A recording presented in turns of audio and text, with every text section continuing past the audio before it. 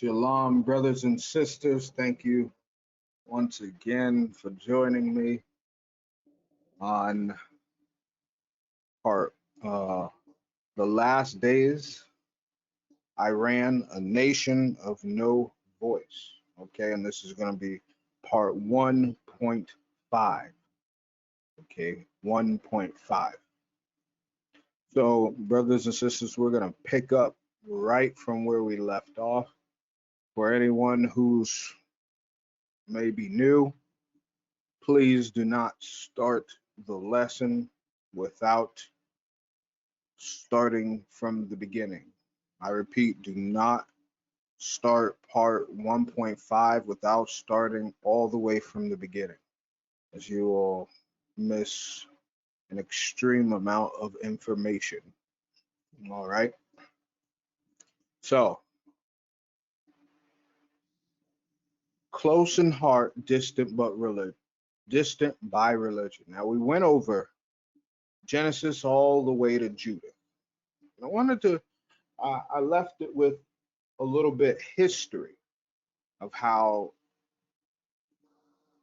Iran, Persia, what we know, the land of the Medes, how the forefathers and foremothers had a lot of dealings with the children of Iran, or back then was called Persia, Medes. All right. So I want to hit a quick recap of just the one video, and I want to share something else. Okay. So I'm going to start with this quick clip. What up, African world? It's Home Team here, and welcome back to another video of African history, culture, and worldview. Also, welcome back to my video series, A Closer Look. Today, we're going to be taking a closer look at Afro-Iranians.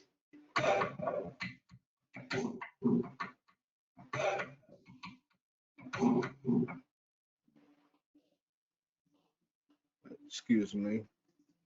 I think what was this one? What was this shorter one? Yep. Apologies.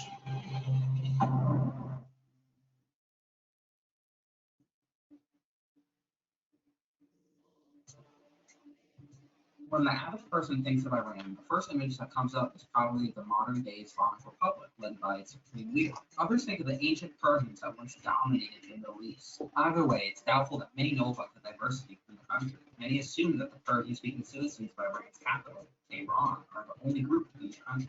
As usual, the truth resists simplicity. Persians within Iran only make up about 60% of the population, with the other 40% being made up of many different ethnic groups, one of which are the Iranians of African descent, who are estimated to make up about 10 to 12% of the population in southern Iran. The idea of descendants of black Africans in Iran often surprises many. Even some people in northern Iran seem to be completely unaware of their existence. Those that do know of them have assumed that the people of southern Iran are darker because of the hot climate. The reality is that Afro-Iranians are descendants of black Africans from East Africa who were taken to the Middle East as enslaved people or traveled there as laborers. Many of the ancestors of the Afro-Iranians arrived as enslaved Africans transported across the Indian Ocean. The Indian Ocean was home to various trade routes that connected regions such as East Africa, the Middle East, India, and parts of East Asia.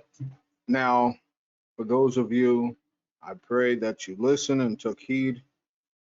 You'd understand why I'm going through this from the last lesson. If not, you're totally clueless. Please watch the first lesson. So if you understand the history of the children of Israel, they served in captivity in Assyria, they served in the captivity of Babylon, and they served in the captivity of Xerxes, okay, and Darius, and so forth. All those going into the land of Persia, right?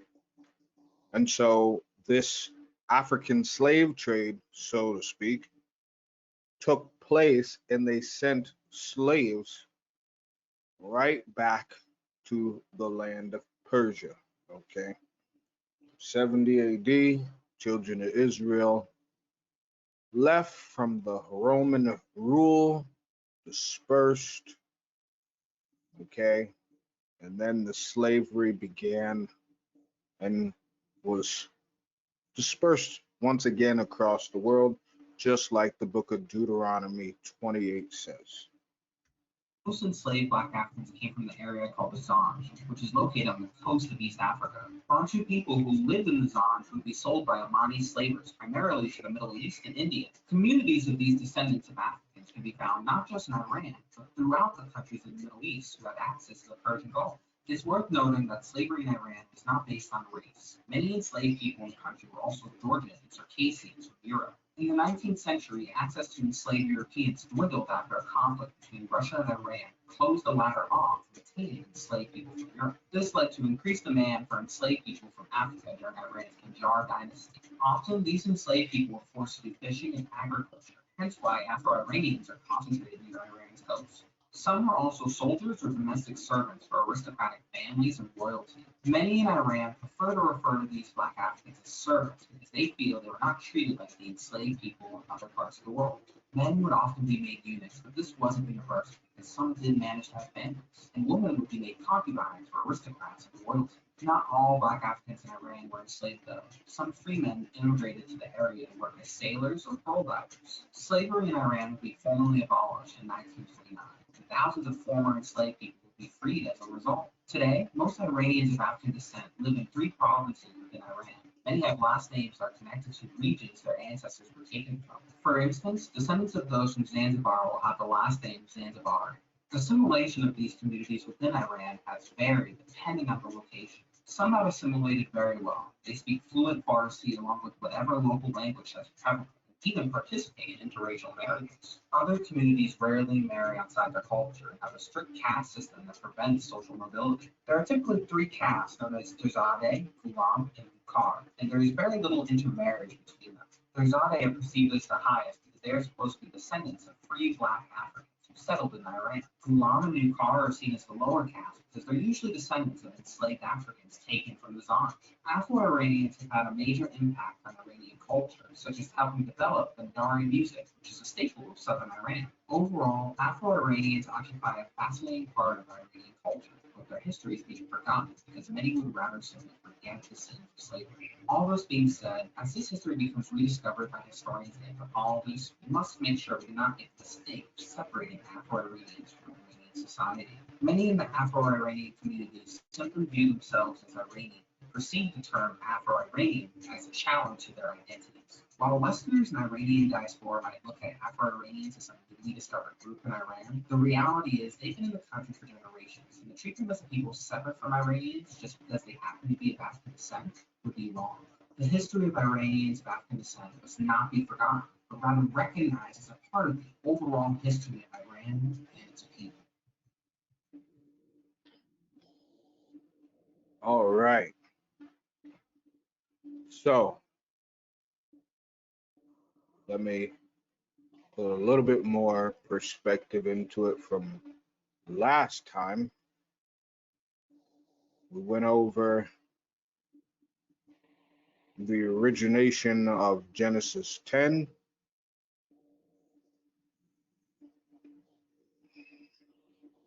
All right, showing Elam, different things,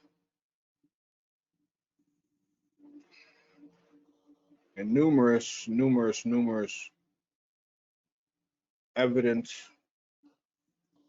from the Holman Bible Atlas.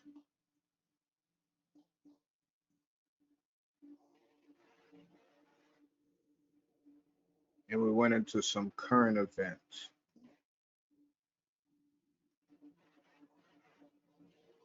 All right, showing numerous things, like I said, touching on points from Sparta, touching on points from the different leaders.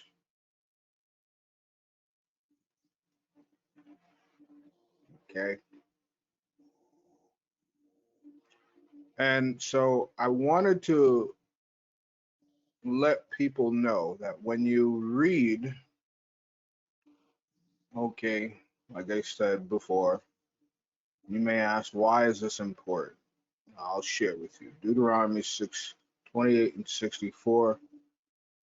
It says, and the Lord shall scatter thee among all people from one end of the earth even unto the other, and there thou shalt serve other gods which neither thou nor thy fathers have known, even wood and stone.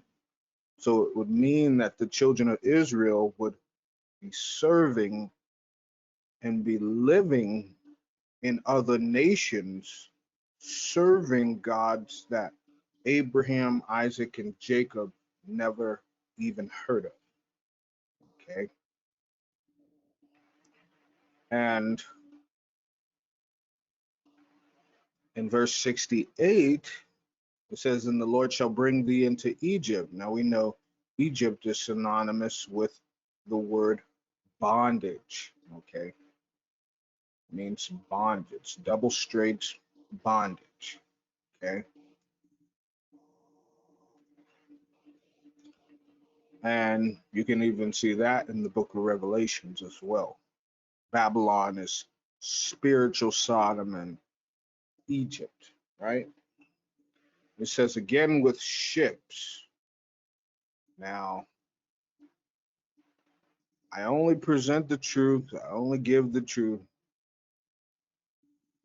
by the way whereof I spake unto thee, thou shalt see it no more again. There ye shall be sold unto your enemies for bond men and bond women. Okay. Now, it's looking like it says servant, also known as a slave. Okay. To serve, to till, enslave. A lot of people don't like the truth, but the truth is the truth. So slave men and slave women. Look at that. Maids, mistresses, also what some people would use as a wench or a concubine. Okay, a female slave. Now, how far did this go? It didn't just go from Persia, all right, because after the land of Persia, there were things that happened, okay? Fair use.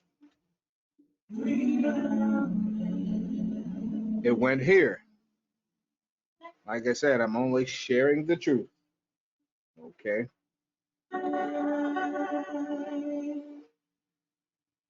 Have you heard of the Negritos of Southeast Asia? The Negritos are a collective of diverse ethnic groups that inhabit isolated areas of Southeast Asia and the Andaman Islands. In particular, in this video, we'll be discussing the Seman and Batak peoples of Malaysia, the Manik people of Thailand, and the Ayeta and Ati of the Philippines. At one time, Negritos were thought to be the same ethnic group, distributed across different countries and regions. Studies have yielded conflicting results as to whether there is a close genetic relation between them or not.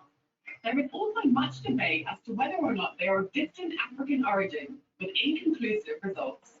While some Negrito communities live in relative isolation, others have become assimilated with the general populations of the countries they are from. The term Negrito is a diminutive form of the Spanish word negro, therefore meaning little black man. The name originated from 16th century Spanish missionaries working in the Philippines, and over time became the popularized but clumsy term to refer to people of various ethnicities who are of diminutive stature and dark skin. The term has also historically been used to refer to African pygmy populations. So, without further ado, let's take a look at the Negritos of Southeast Asia. Two populations belonging to the Negrito ethnic group in Malaysia are the Semang and the Batak. The Semang mainly live in the lowlands of the tropical jungles of the Malay Peninsula and can be found in Perak, Pahang, Kelantan, and Kedah. Their presence has been recorded since the 3rd century. They mainly live in permanent settlements, though periodically venture into the jungle to harvest produce. Today, the population numbers less than 5,000. The Batak live in the rainforest of Peninsular Malaysia, primarily in the Taman Negara National Park. They are hunters and gatherers and live a nomadic lifestyle. Since the 1970s, the terrain they inhabit has been steadily encroached upon by loggers harvesting trees. They mostly live in family groups in tents on encampments. They do not believe in the concept of owning private land and tend to collectively share their food. Their population is less than 2,000 people. The Manic are the only Negrito ethnic group of Thailand. In Thailand, they are more widely known as the Sekai, a controversial term meaning slave or barbarism. The majority live in the southern provinces of Yala, Narathiwat, Batalong, Trang, and Satun. They are hunter-gatherers and make temporary huts from bamboo and banana leaves. They live off the land and largely consume animals, fruits, and vegetables that they have hunted and harvested themselves. Their population is estimated to be around 300 people. There are over 30 Negrito ethnic groups in the Philippines. The Ayeta mainly live in the isolated mountainous regions of the island of Luzon. They live nomadic lives, traveling in small groups of family units. Historically, when the Philippines was a Spanish colony, the Ayeta remained isolated in the mountains and thwarted any attempts by the Spanish to corral them. They gained a reputation for being skilled with a bow and arrow. The total population of the Ayeta stands at around 50,000. Mining, deforestation, and illegal logging have reduced their communities. Ayeta women play active roles as harvesters, agricultural workers, and traders with non-Ayeta communities. They are also skilled at weaving and plaiting mats and winnows. The Ati are a Negrito ethnic group that inhabit the Visayas, the central portion of the Philippine archipelago, principally on the islands of Boracay, Panay, and Negros. They speak a language called Inati. They participate in the yearly Ati Atihan festival, which is said to commemorate the arrival of the Spanish and the Roman Catholic Church in Aklan. That brings us to the end of our video on the.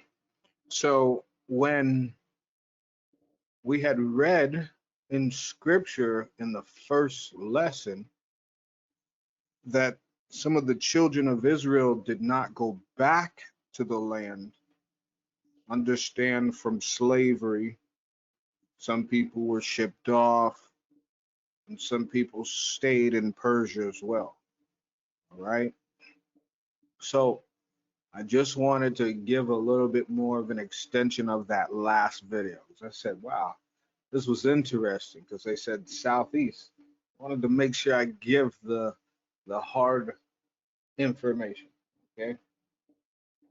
So let's move forward, brothers and sisters. We're going to start from Judith. Okay. Now, in the concordance, this is going to look strange.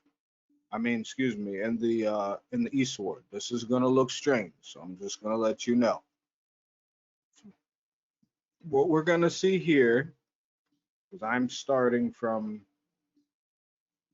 Esther chapter 1, and then you see it says /11. Okay.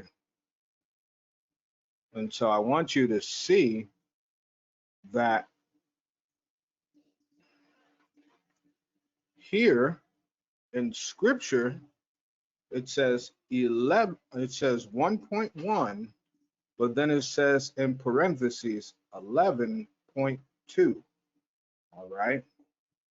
So if you're reading from your own personal Bible, or you have an apocrypha, or I should say, understand that the 11.2 is chapter 11 of Esther.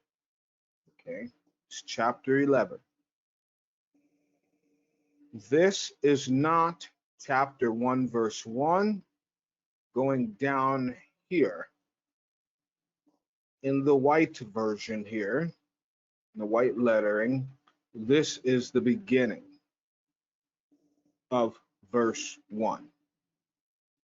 Okay. So what I will do is we will begin from 11. 11. It says, in the second year of the reign of Artaxerxes the Great, in the first day of the month of Nisan, Marcadoius, the son of Jarius, the son of Semia, the son of Sisiah, of the tribe of Benjamin, had a dream. Now, you guys know I get you the information Remember, Ahasuerus is Xerxes. It's another form of Xerxes. That's Ahasuerus. And then Mardochus is who? Mordecai. Okay, Mardochus is Mordecai. All right. So in chapter 11, verse 2, that first name after Xerxes is Mordecai. So Mordecai was from the tribe of Benjamin. Okay. It's very important, brothers and sisters, that when you're reading to retain understanding. Okay. A lot of people didn't know that, right?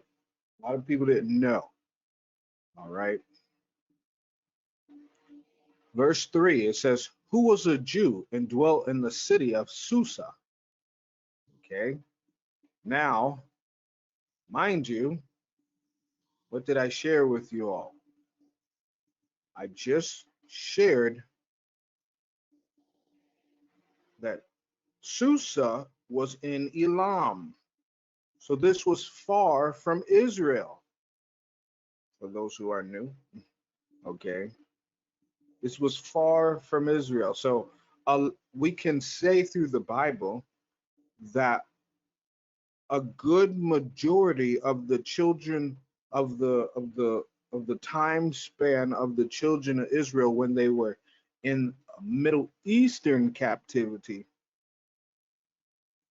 they were dwelling amongst Syria, Iraq, and Iran.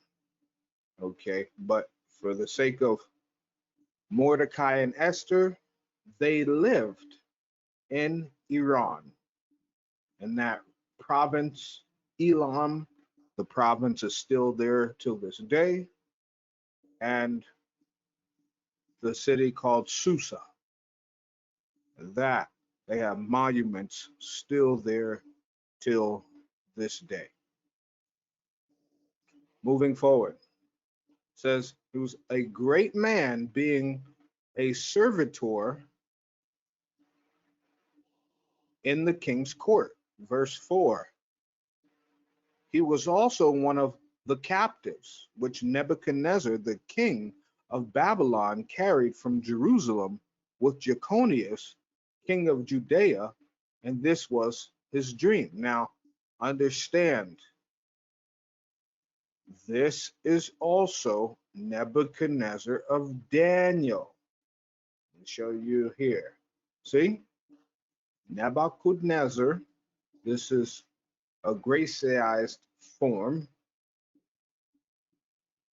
It means Nebuchadnezzar. So this is the same Nebuchadnezzar as Daniel. Okay.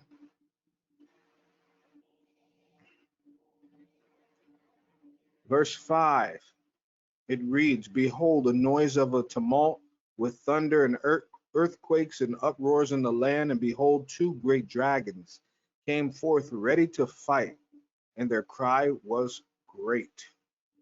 And at their cry, all nations were prepared to battle, that they might fight against the righteous people. And lo, a day of darkness and obscurity, tribulation and anguish, affliction and great uproar upon the earth. And the whole earth and the whole righteous nation was troubled, fearing their own evils, and were ready to perish. Now, does this not sound like a message? It says the day of darkness. What is the day of the Lord? It's the day of darkness. Okay? A day of tribulation. Days of affliction. You following me? Where all nations prepared battle against the righteous people. It's the same correlation in 2nd Ezra chapter 16 at the end through those 60 on down.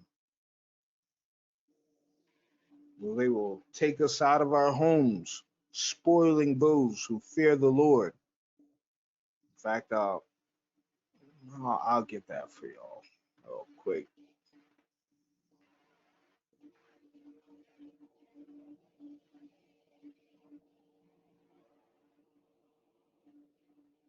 Verse 68, 2nd Ezra 16:68. For behold, the burning wrath of a great multitude is kindled over you, and they shall take away certain of you and feed you, being idle with things offered unto idols. And they that consent unto them be had in derision and in reproach and trodden under foot. For there shall be in every place, every place, every place, every place, just like Mordecai's dream, all nations, all nations, all nations preparing battle, right? And in the next city is a great insurrection upon those that fear the Lord. So upon the righteous, this is the world, brothers and sisters, is preparing. You see, there's no more ground wars, really. We're talking about where the world is entering into a phase of nuclear wars. And then when we look at Iran, why are they so scared of Iran and getting a nuke? Well, I'd be afraid too if someone's flag was about destruction, wouldn't you? Or could it be that they're guilty? I think it's both, right? It's both. They have blood on their hands, okay? They are of their father, the father of deceit. And it says in verse 71, they shall be like madmen, sparing none, but spoiling and destroying those that fear the Lord. This is again the world preparing to slaughter the righteous. For they shall waste and take away their goods and cast them out of their houses. Then shall they be known who are my chosen, and they shall be tried as gold in the fire. Now remember, we're talking about that battle that Mordecai had the dream about. Oh, my people, hear my word, make you ready to thy battle. And in those evils be even as pilgrims upon the earth. So this is a future tense where all nations, this didn't happen when Mordecai was living, did it? No, it didn't. Okay. Moving forward, says a great uproar upon the earth. Verse 9, and the whole righteous nation was troubled, fearing their own evils, and were ready to perish. Then they cried unto God, and upon their cry, as it were for a little fountain, was made a great flood, even much water. And the light and the sun rose up, and the lowly were exalted and devoured the glorious. Now, when Mordecai, who had seen this dream and what God had determined to do, was awake, he bare this dream in mind, and until night by all means was desirous to know it. And Mardochæus took his rest in the court with Gabbatha and Thadar, the two eunuchs of the king and keepers of the palace. And he heard their devices and searched out their purposes, and learned that they were about to lay hands upon Artaxerxes the king. And so he certified the king of them. Then the king examined the two eunuchs, and after that they had confessed it, they were strangled. And the king made a record of these things, and Mardochæus also wrote thereof. So the king commanded Mardochæus to serve in the court, and for this he rewarded him. Howbeit Amon the son of Amadathus the Agagite, who was in great honor with the king, sought to molest Mardochæus and his people because of the two eunuchs of the king. Okay, now I'm going to get right into, just keep on moving forward into Esther chapter 1. Okay, Esther chapter 1. Now it came to pass in the days of Ahasuerus or Xerxes. This is Ahasuerus, which is reigned from India even unto Ethiopia, over 127 provinces. So 127 provinces. So Xerxes was over all the nations from Ethiopia to India. That's a big ruling, isn't it? That's huge. That in those days, when the king of Ahasuerus sat on the throne of his kingdom, which was in Shushan, still a place in Iran till this day, the palace, in the 3rd year of his reign, he made a feast unto all his princes and his servants, the power of Persia and Media, the nobles and princes of the provinces being before him, when he showed the riches of his glorious kingdom and the honor of his excellent majesty many days, even 180 days.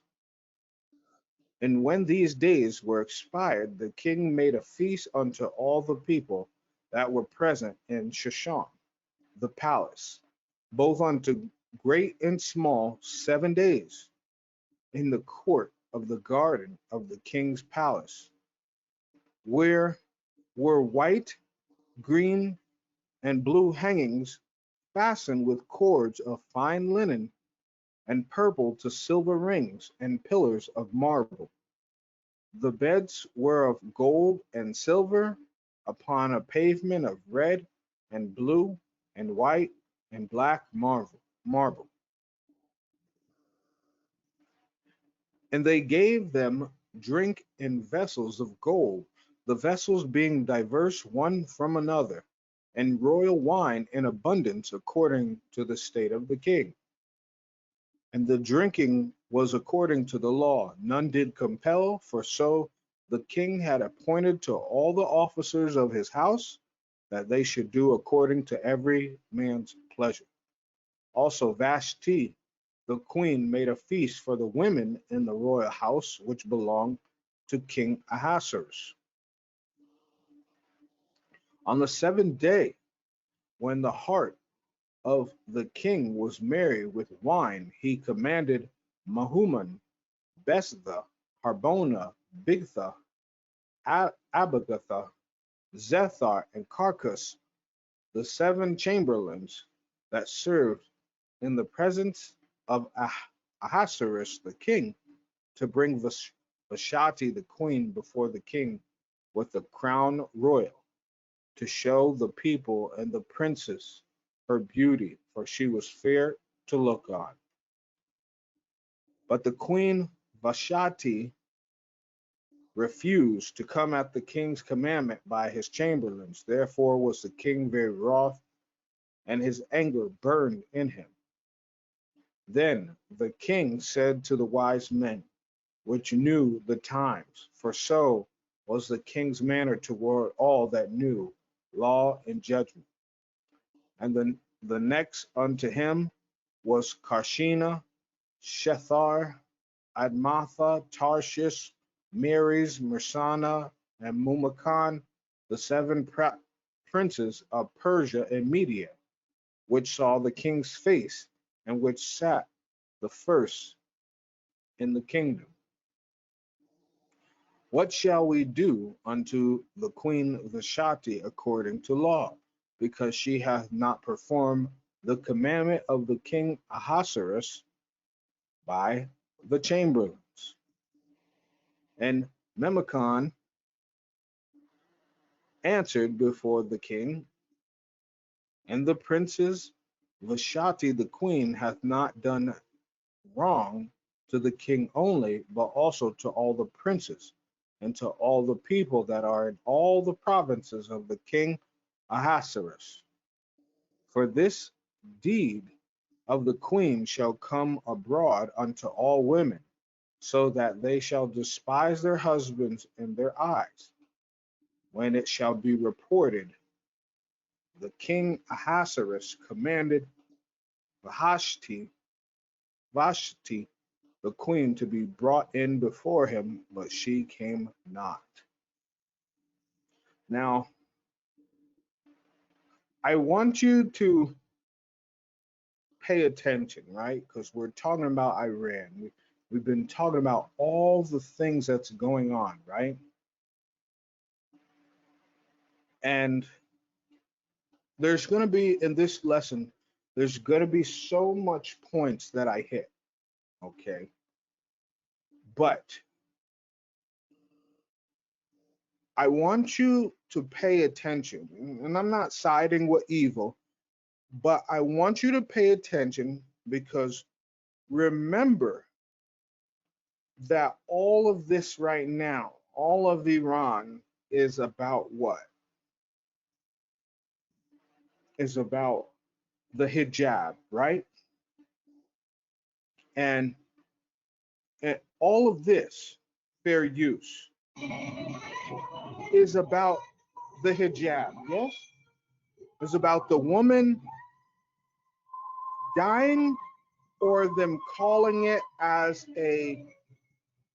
they're calling it as a tool of oppression.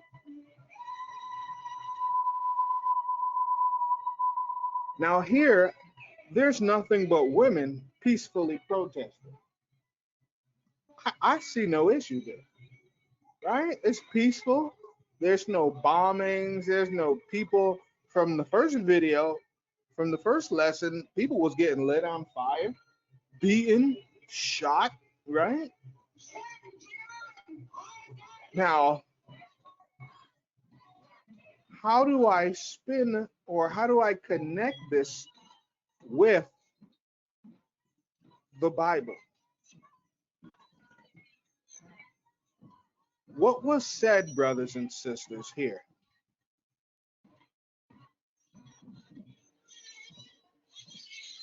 What was said? For this deed of the queen shall come abroad unto all women, so that they shall despise their husband.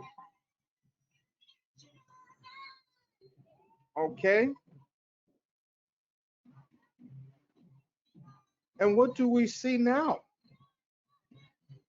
It's not that some of these women do not have husbands. This, brothers and sisters, is a despising of our Father in heaven. Okay? Now, Vashti had a valid point. Who wants to be shown as a piece of meat across amongst other people, right? If you're married to someone, you preserve yourself for that person. So she had a very valid point, right? Xerxes, we know he wasn't righteous whatsoever. Not condoning, saying he was. Neither was the military of the Persians and the Medes. We saw that with Judith in the last lesson, right? She went and killed the king because what? They took advantage of women's purity, right? Of the young girl's purity. We saw that in the book of Judith. But understand where we as a world have been thus far. Thus far since the lockdowns, brothers and sisters, we have gone from lockdown to the V to abortion, and now they want the women to cut their hair. Now I'm going to show. throughout this lesson, I'm going to show you, throughout this whole series, I'm going to show you something is crazy here. Because if the hijab is to them a form of oppression that covers your hair that you love, why would you cut your hair that you love? Is there not something wrong there? Does that even make sense? Why cut your hair that you love if you just want to take off the head cover? Right? But brothers and sisters, this has nothing, I repeat, nothing to do with a woman's head cover. This has everything to do with God, the Most High, and this has everything to do with decency. Okay, we're talking about, and they've taken. I want you to see, right? They couldn't rile up the women in the Middle East to abort children because they want children. So they had to focus on what matters the most to them. The hijab. Isn't it crazy? They take the hijab over the religion.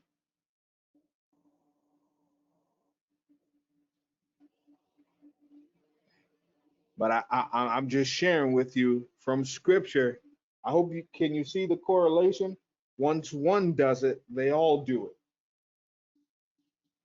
This is a plot to send more females into slaughter mode. Okay. And I say slaughter mode because they're being led to the slaughter. They're being led to the slaughter. Because back in the day, a woman having long hair, it was a sign of beauty. And now you're cutting it? Does it make any sense? When a man goes to marry a woman, he doesn't want to see her head cut off, right? Her hair cut off. It, it's what let's get it real quick, because only the book of Romans could tell us. Was it Romans chapter 2 or Romans 1? Only the book of Romans could tell us.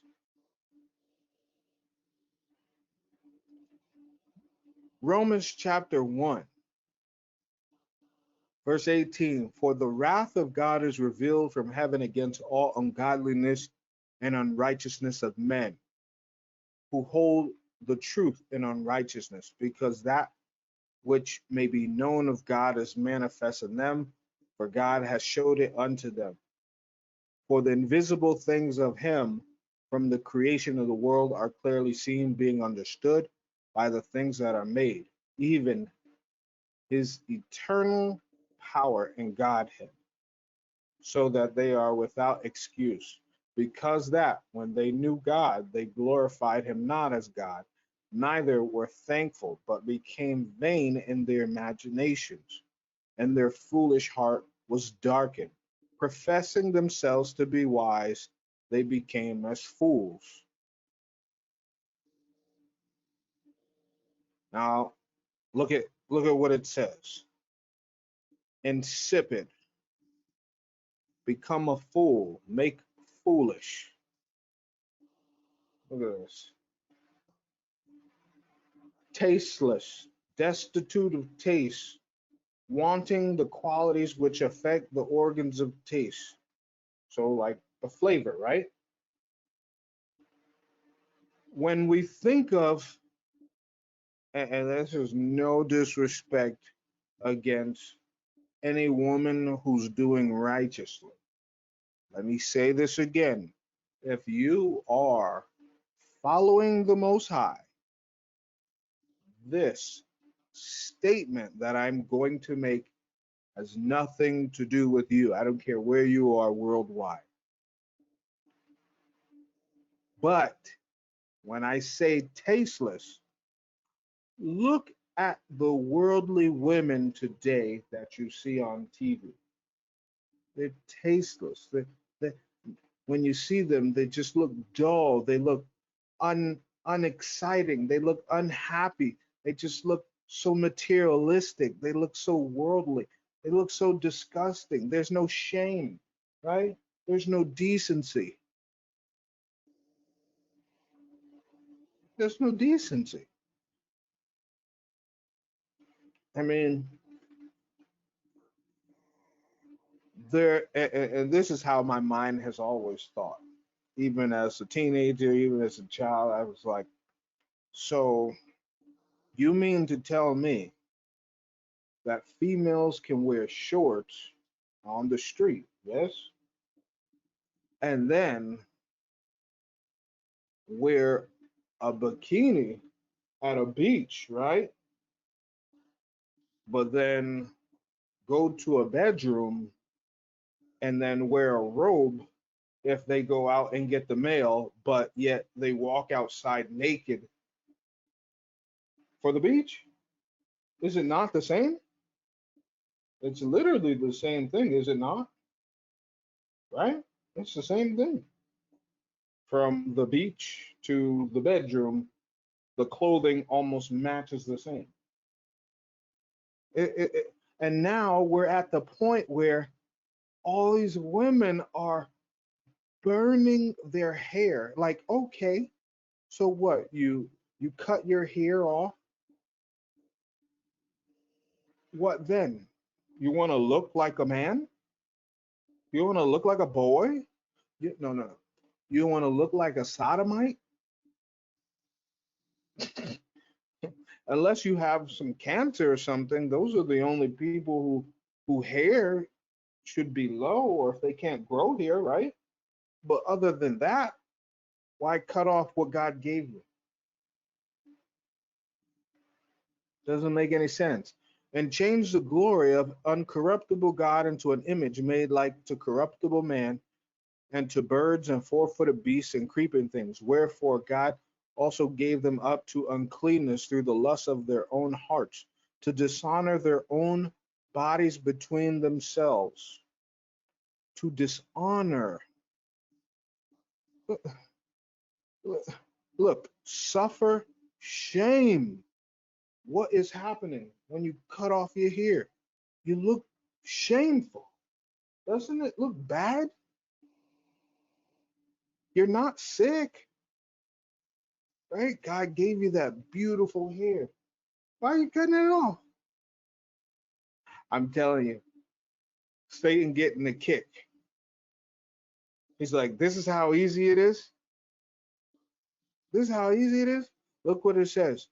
The root word, unhonored, dishonored, less honorable. Let's be honest. We're used to seeing women with nice flowing hair, right? When you cut your hair, it looks less honorable, right? It just looks weird. Yeah, like some people not gonna like this. I'm just trying to keep it just as the scripture said. Who change the truth of God into a lie and worship and serve the creature more than the creator.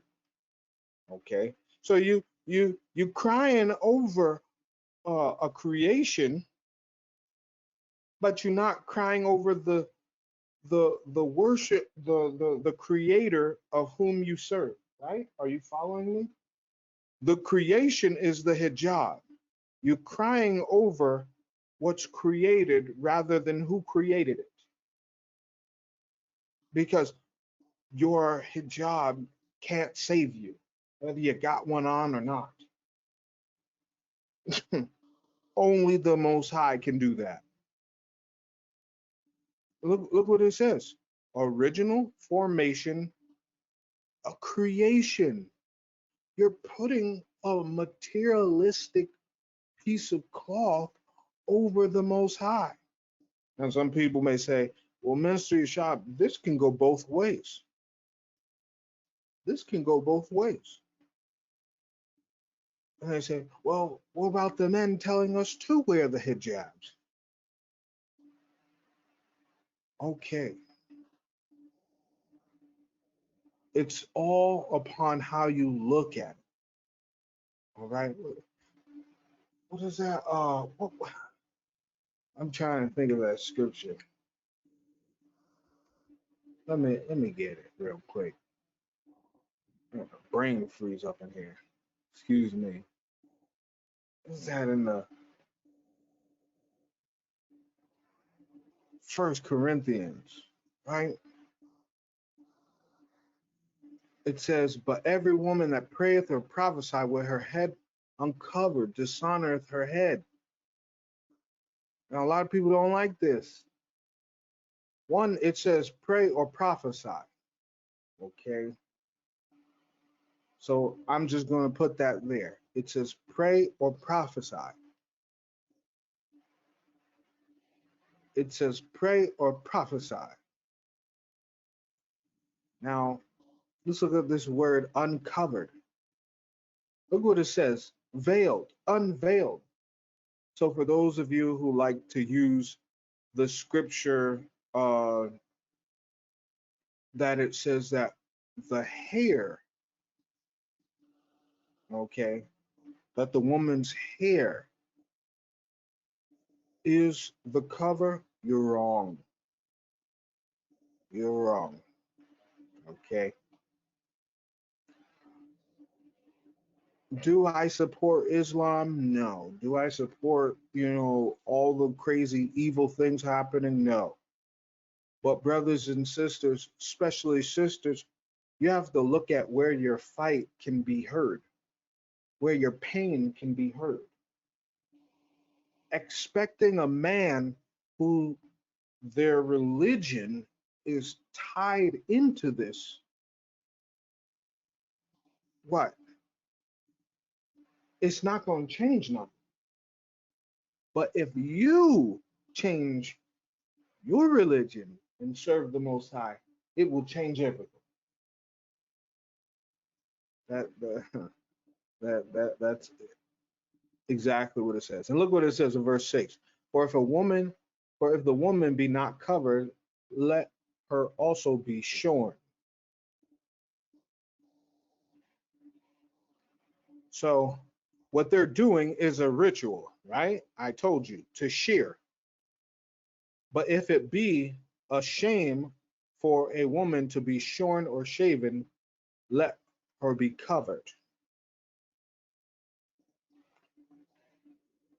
So if you don't want to, now we see why they're doing this, right? It's almost as you're taking it right from the Bible, right? Oh, she don't want to be covered? Let her cut off her hair. Hey, a lot of people not gonna like this. I don't care who doesn't like it. The Bible is the Bible.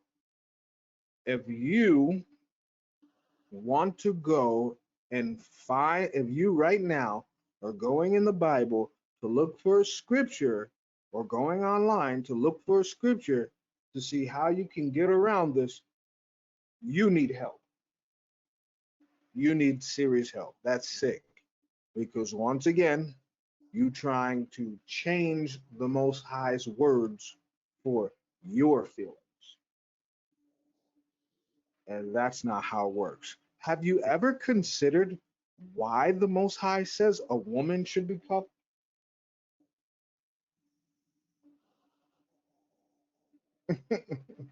Have you ever considered why the Most High, said a woman should be covered?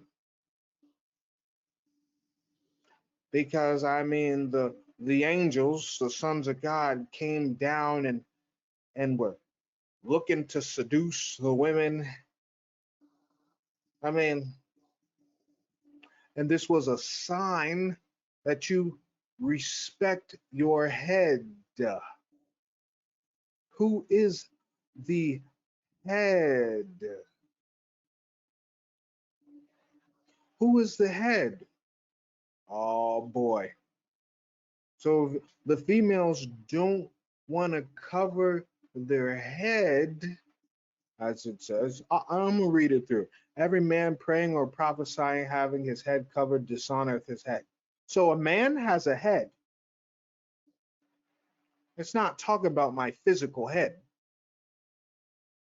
But every woman that prayeth or prophesy with her head uncovered dishonoreth her head. It's not talking about her actual head. This one is talking about her head, prophesy with her head uncovered. But when it's talking about dishonor her head, it's not talking about herself. For that is even all one as if she were shaven. For if the woman be not covered, let her also be shorn.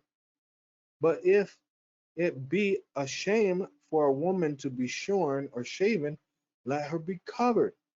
For a man indeed ought not to cover his head, for as much as he is the image and glory of God, but the woman is the glory of the man. For the man is not of the woman, but the woman of the man. Neither was the man created for the woman, but the woman for the man. For this cause ought the woman to have power. For this cause ought the woman to have power. For this cause, for this cause, for this cause ought the woman to have power on her head because of the angels. So this is a grab for women's souls. Again, nevertheless, neither is the man without the woman, neither the woman without the man in the Lord. For as the woman is of the man, even so is the man also by the woman, but all things of God.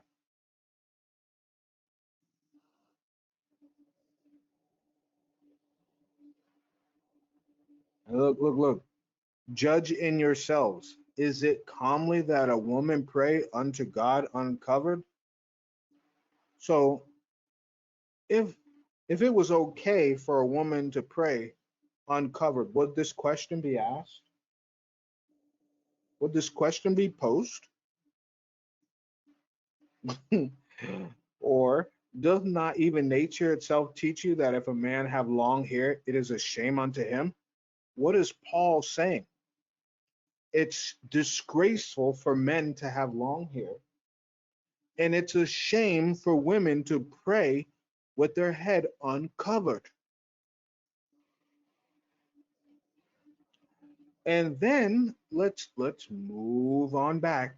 For this cause ought the woman to have power, power, power, power, power. I'm gonna keep repeating it. Power, power, power, power, power on her head because of the angels. So that means when a woman is wearing head covering, she has more power than the fallen angels that's trying to tempt her. This is why women are supposed to wear head covering. It says privilege, that is force. It says a freedom. What freedom? It's the freedom of being left alone spiritually from the angels. Look what it says. A token of control, being able to control how people look at you because you're covered, being able to control the mind of a lustful person because let's be honest, any of my Muslim converts, any of my sisters out there who wear head coverings, you know men look at you differently when you wear a head covering and a dress. Yes, it's true. Opposed to the modern day, let's say, Michael the Stallion. I call him Michael because a stallion is a male horse, but that's for anyone who don't know. Megan the Stallion, Nicki Minaj, and the Cardi B's. Who are they going to lust after more? A woman with a head covering and a dress, or those women? They will go after women who show themselves, right? So that means you are delegated influence, you are given power by that head covering because you are under the Most High. And now they want to cut their hair off.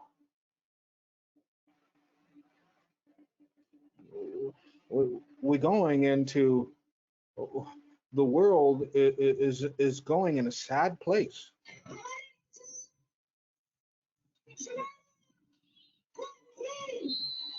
And I never thought I'd see a day in the Middle East where the women would be like this. I never in a million years thought something like this would happen.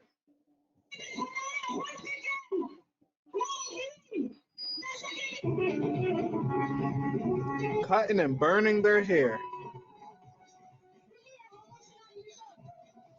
And if you don't know, go ahead and look it up.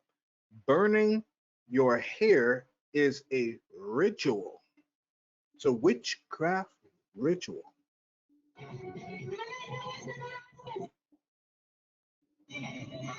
Especially when you get in the circle all together, you channeling all that energy, all of it. Look what's happening to the people of the world. We're in a bad place, brothers and sisters. We are in a bad place. And mostly it's coming right now for the women.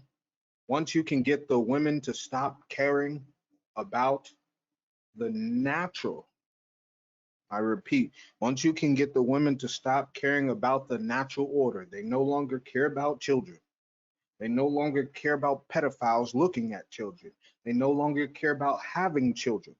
Now you got to get the women to become full out godless, no modesty. We just want to be liberated. We want equality. They want equality to do everything. Hey, all freedom isn't good freedom. Okay, all freedom isn't good freedom. Sometimes people need no freedom to even get themselves into the kingdom. Think about it, right? How many times have you sinned under freedom and wish that something or someone was there to stop you before you made that decision, right? All freedom isn't good freedom. And Satan will have you think that freedom of this world is everything. No, brothers and sisters, when you are free to think of just purity and happiness, that's freedom. When you are free to walk down a dark street without thinking that you won't get mugged or raped or robbed, that's free. Not cutting your hair because you don't want to wear a hijab, not not not burning your hair or taking off the hijab for most how it knows what. That's not free. Because guess what? You still live there. Those people that you're trying to make a message to, guess what? They still are in control. Satan still has them in control. So what's your point? All right? What's your point? Oh boy, it's so sad, brothers and sisters. Only few can see this. Only few. Okay. So we were at 17. For this deed of the queen shall come abroad unto all women, so that they shall despise their husbands in their eyes, when it shall be reported. The king Ahasuerus commanded Vashti the queen to be brought in before him, but she came not. So what are we seeing? We're seeing exactly what Christ said, a house divided. That's what we're seeing now. Because you telling me all these women that's cutting their hair, you're telling me all of them are shaving their hair. You're telling me that they're all single. So imagine us men's eyes. My wife go outside. This is not my wife, but I'm just giving an example. My wife go outside, and, and and I see her with nice, beautiful long hair in the morning,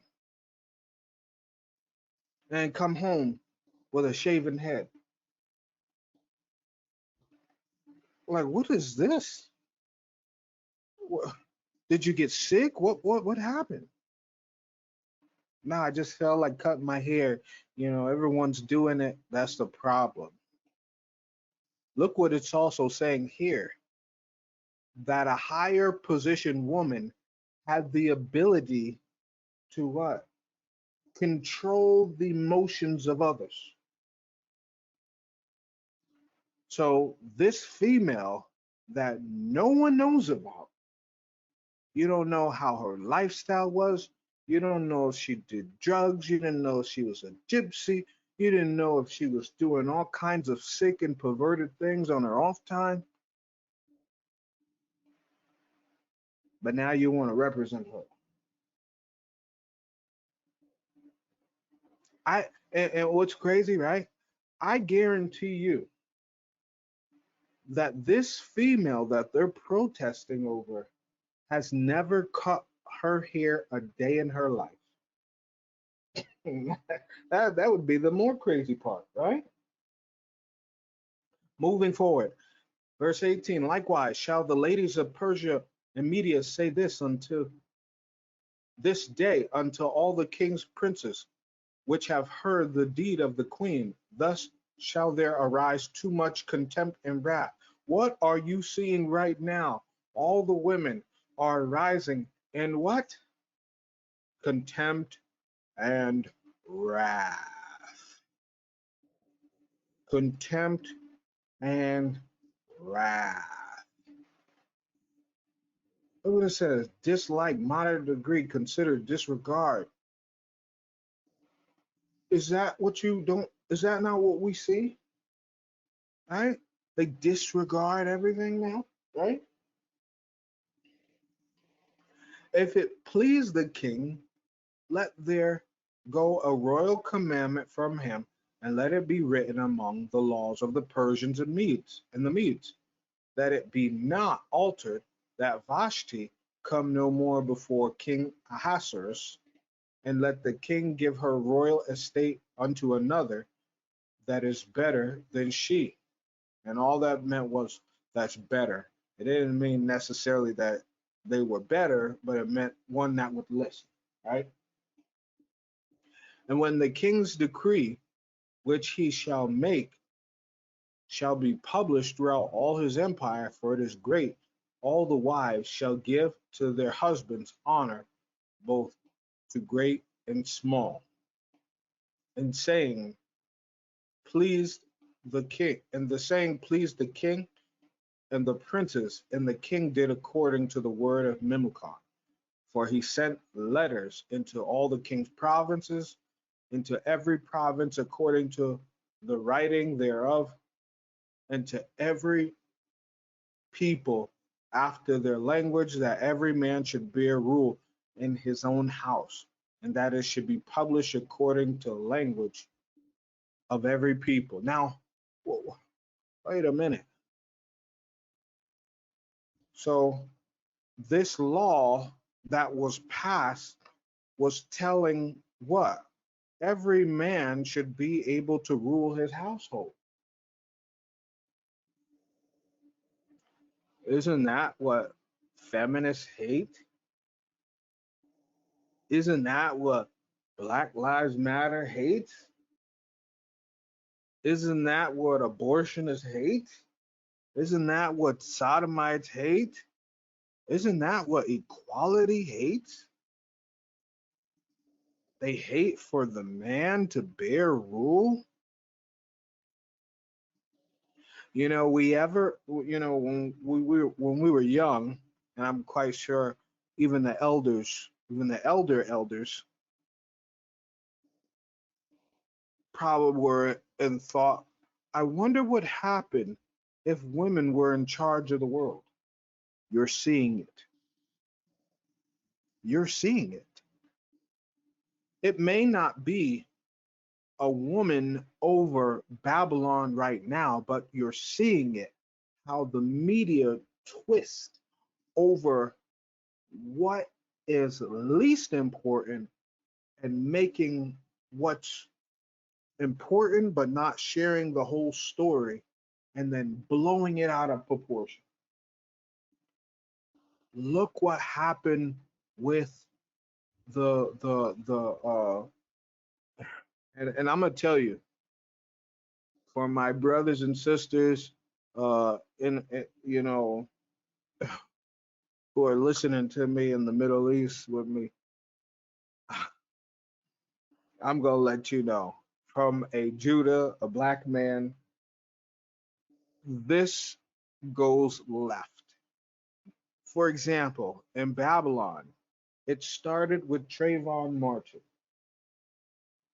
Oh, if that was my child, I would, right? And oh, it was just the Skittles, and right. It started with someone was killed, a child was killed, and then it went hard left, and it went all the way to sodomy and LGBT,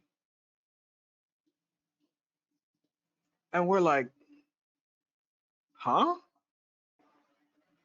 But what happened about the people who keep getting shot? I'm gonna say it again, my Persian brothers and sisters, you're being used, because all of this attention is what? All of this attention,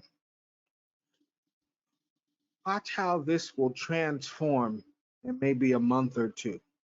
It's gonna go from poor woman who was beaten and died of a coma and heart attack by the morality police of Iran to we need to liberate the people from the mullahs, from the mullahs of Iran.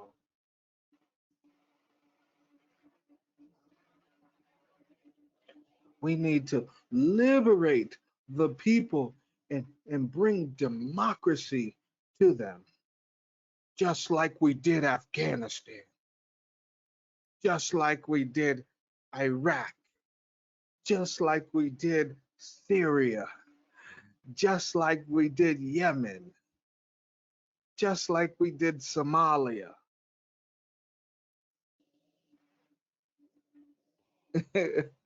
Right? And look what happened.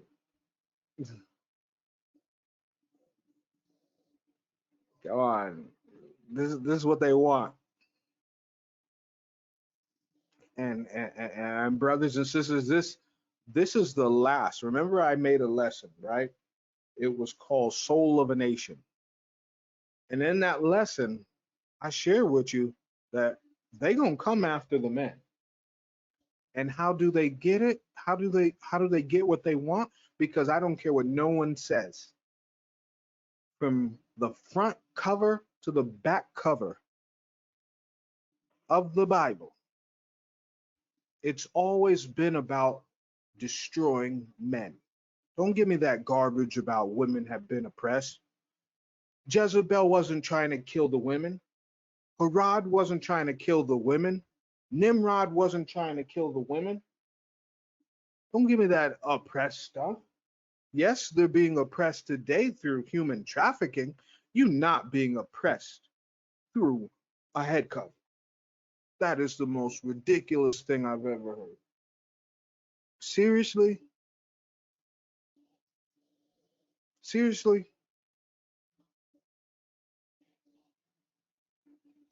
There's slavery still going on in Dubai, in Saudi Arabia, in Yemen, Ethiopia, parts of Africa, UK, Lebanon, India. And you're talking about being oppressed through a head covering? Those females wish they had a head covering and you're free. This world is crazy. But this is how they get the men. They get them by what was it? You know what? I'm gonna show y'all in the book of Ezekiel. I think it was Ezekiel 20. Let me see. Let me see. It was it was it was the women who was saying, "We just gonna do what we want to do." Oh, here it is. Excuse me, not Ezekiel 20. It was Ezekiel chapter 16.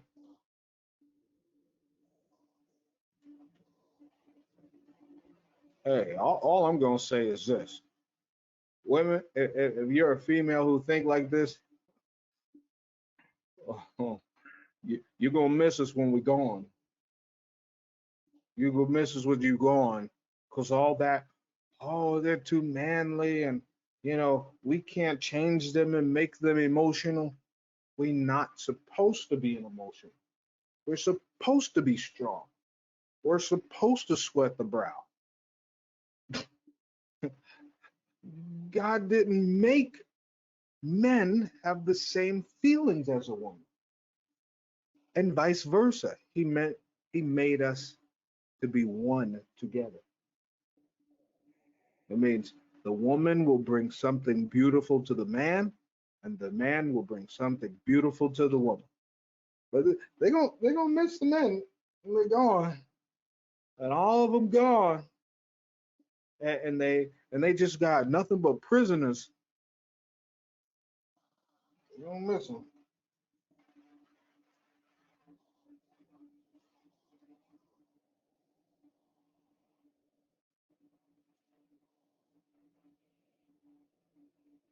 Verse 38. Or verse. You know what? We gonna read verse 35. Oh my goodness, this is. I mean, we can. Better yet, we're gonna read. We're gonna read verse 29.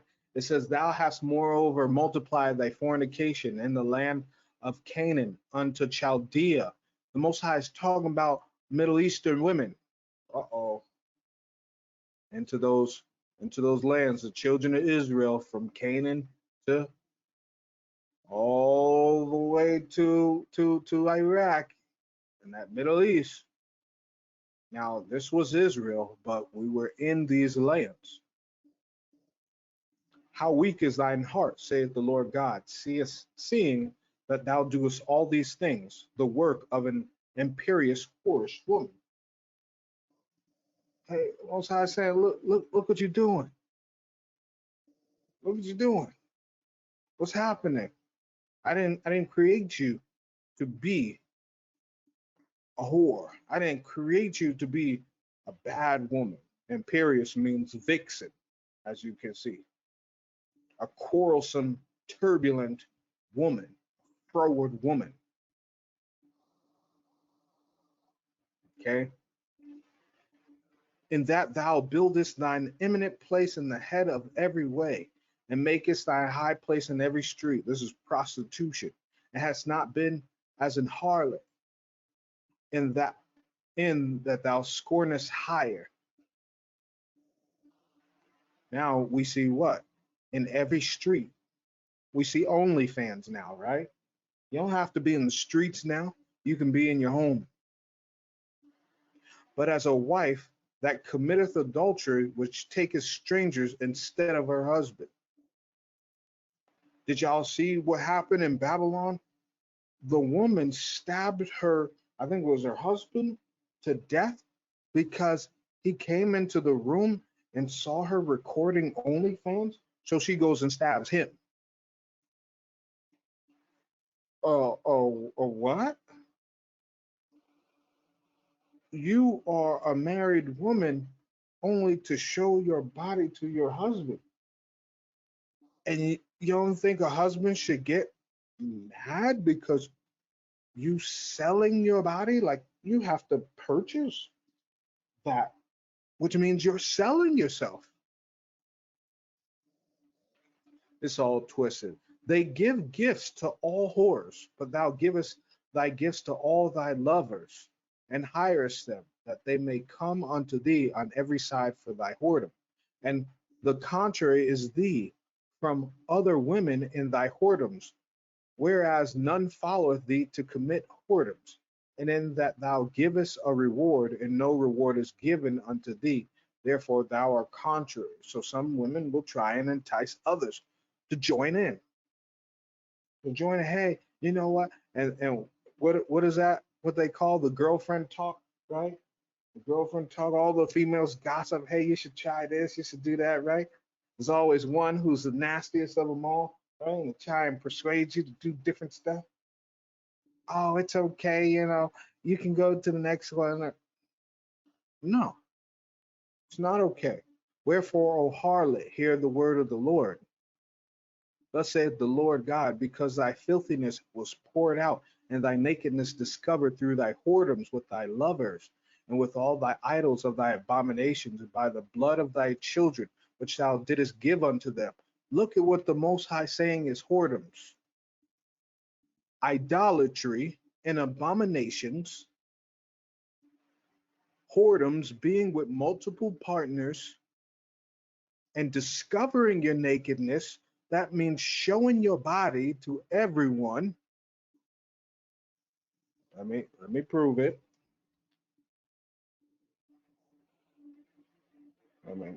Excuse me.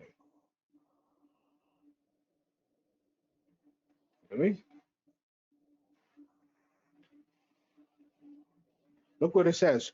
Advertise, to advertise captives. Look. Captives being usually stripped, meaning no clothes, to reveal. Most I don't like all that revealing clothing. Uh-oh. Uh-oh. Look what it says. Discover is to reveal shamelessly, to remove, to uncover. And then the blood of thy children, what you think that is? That's abortion. Most High is not, hey, Most High is not just looking at adulterous, whoremongering men. It's coming for women too. And Satan is just, I've been saying this for a long time. Satan is just playing with the women. If you're not with the Most High, you just racking up sin. It reads, Behold, therefore I will gather all thy lovers with whom thou hast taken pleasure, and all them that thou hast loved with all them that thou hast hated. I will even gather them round about against thee, and will discover thy nakedness unto them, that they may see all thy nakedness. And this is for whoremongers, for whoremongering women. So the Most High says, you're just going to play with all these men. Some men you don't like, some men you do like, some men you do tease, some men you... Most High say, I'm going to bring them all around you and watch what happens. You ain't going to survive because you want to be evil. and do this sick, twisted stuff. Most High says, and I will judge thee as women that break wedlock and shed blood are judged.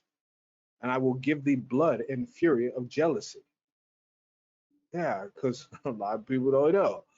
There's a sin, there's a punishment in hell for breaking wedlock. But you can receive forgiveness. This is true. And I will also give thee into their hand, and they shall throw down thine eminent place, and shall break down thy high places. They shall strip thee also of thy clothes, and shall take thy fair jewels, and leave thee naked and bare. Isn't this a woman's worst nightmare? It is, right? To be treated as such. When people come and the Most High says they're going to strip your clothes, take everything you got, and leave you bare and naked. This is all because they want to do what they want to do. They don't want to serve the Most High.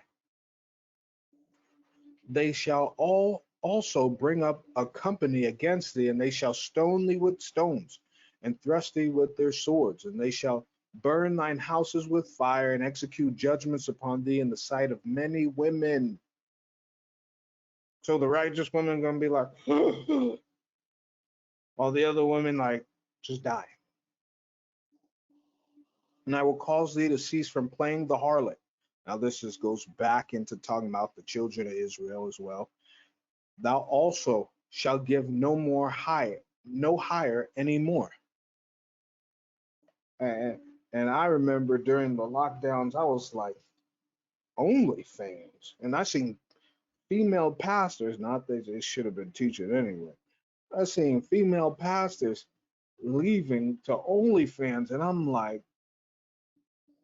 that's the first time I heard about OnlyFans, and I was like, you beast. You have a husband and 3 children. You beast. Like, that is disgusting. It's even disgusting if a woman has no children. Like, how low can you go to sell your body and visuals of your body? How low? Don't you know there's women who are trafficked every day? There's women who are what sorry if I use the wrong term, but there's women who are pimped, right? And they put drugs in them. They're not doing these things willingly. And you want to go willingly and do this? And then walk around like you deserve respect? That's shameful. If you have children later on, what are you going to tell your children? My mommy worked online and I had many clients. That, you know what? If my mother said that, I'd be ashamed to even call you my mother. I'd be like, no, just drop me off 10 blocks from there. I'll walk to the rest of the way to school. I don't want no one, someone's dad may remember you. Oh no. It says, because thou hast not remembered the days of thy youth. Look what the Most High said. Because you're not keeping yourself pure, but hast fretted me in all these things. Oh boy. The Most High said you fretted him. You're always being wroth with the Most High. Look what it says, a violent emotion. Say the Lord, thou shalt not commit this lewdness above all thine abomination. Behold, every one that useth proverbs shall use this proverb against thee, saying, as is the mother, so is her daughter. Thou art thy mother's daughter, that loatheth her husband and her children, and thou art thy sisters of thy sisters, which loathe their husbands and their children. Your mother was a Hittite, and your father an Amorite. And I'm going to leave it at here. This is what we're playing into the world. The Most High said, and you wonder why the daughters have so many problems in their relationships. It's because the mother had the problems in the relationships. And females, I'm not sorry, but don't no one want to say, well, we gotta fix ourselves, right? Instead of saying it's always the man's fault. And what's the famous adage that females say? They say, "Oh, if he loves you, he shall take you how you are." Uh, Christ don't even take you how you are. You know why? He takes you as you are, but not how you are. As you are means you come to him dirty. How you are means you're going to stay the same. You don't stay the same for Christ. Why would you stay the same for someone that Christ put you with? How do you better yourself? You don't. And this is why all these awful things are going to happen. Esther chapter 4.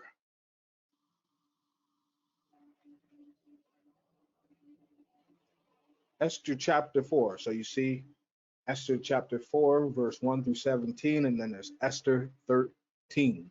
Okay. So I'm going to go to Esther 13.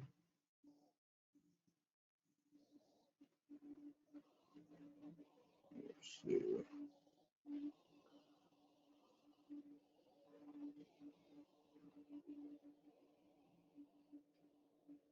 All right. So here in your eSword, you see that it goes to 13 and 14. Okay. I will just be reading 13. Okay. So in fact, I'll start from verse 4. Uh, I'll start from chapter 14 and go to 17 and finish it through. All right. When Mordecai perceived all that was done, Mordecai rent his clothes and put on sackcloth with ashes, and went out into the midst of the city and cried aloud and a bitter cry, and came even before the king's gate, for none mighty enter into the king's gate clothed with sackcloth.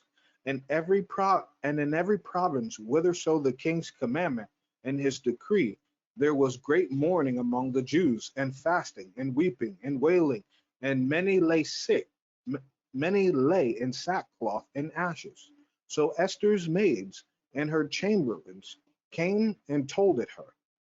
Then was the queen exceedingly grieved, and she sent raiment to clothe Mordecai, and took and to take away his sackcloth from him, but he received it not. Then called Esther for Hathach, one of the king's chamberlains, whom he had appointed to attend upon her, and gave him a commandment to Mordecai to know what it was and why it was. So Hathach went forth to Mordecai unto the street of the city, which was before the king's gate. And Mordecai told him of all that had happened unto him, and of the sum of money that Haman had promised to pay to the king's treasuries for the Jews to destroy them. Also, he gave them the copy of the writing of the decree that was given at Shushan to destroy them, to show it unto Esther, and to declare it unto her, and to charge her that she should go in unto the king to make supplication unto him, and to make request before him for her people. And Hathach came and told Esther the words of Mordecai. Again, Esther spake unto Hathach, and gave him commandment unto Mordecai. All the king's servants and the king and the people of the king's provinces do know that whatsoever, whether man or woman, shall come unto the king into the inner court, who is not called, there is one law of his, to put him to death, except such to whom the king shall hold out the gold sceptre, that he may live. But I have not been called to come in unto the king these 30 days. And they told to Mordecai Esther's words. Then Mordecai commanded to answer Esther, think not with thyself that thou shalt escape in the king's house more than all the Jews. For if thou altogether holdest thy peace at this time, then shall their enlargement and deliverance arise to the Jews. from another place, but thou and thy father's house shall be destroyed. And who knoweth whether thou art to come to the kingdom for such a time as this? Then Esther bade them return Mordecai this answer: Go, gather together all the Jews that are present in Shushan, and fast ye for me, and neither eat nor drink 3 days, night or day. I also and my maidens will fast likewise, and so will I go in unto the king, which is not according to the law, and if I perish, I perish. So Mordecai went his way and did according to all that Esther had commanded him. Now we're switching into chapter 13. Then Mordecaius, or Mardochæus, we'll just say Mordecai, okay, because I shared with y'all that's Mordecai. So then Mordecai thought upon all the works of the Lord and made his prayer unto him, saying, O Lord, the King Almighty, for the whole world is in thy power, and if thou hast appointed to save Israel, there is no man that can gainsay thee. For thou hast made heaven and earth, and all the wondrous things under the heaven. Thou art Lord of all things, and there is no man that can resist thee, which art the Lord. Thou knowest all things, and thou knowest, Lord, that it was neither in contempt nor pride for any desire of glory that I did not bow down to proud Ammon.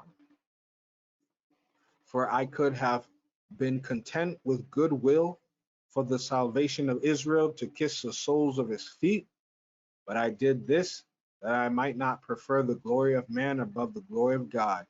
Neither will I worship any but thee, O God, neither will I do it in pride. So Mordecai was saying what? When we see that movie 300, Leonidas was like, I can't bow down. Mordecai was like, I refuse, right?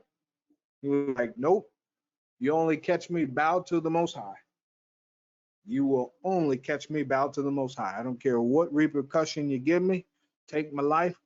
I'm not going to show the Most High that I'm going to, for a moment, be content with serving someone else.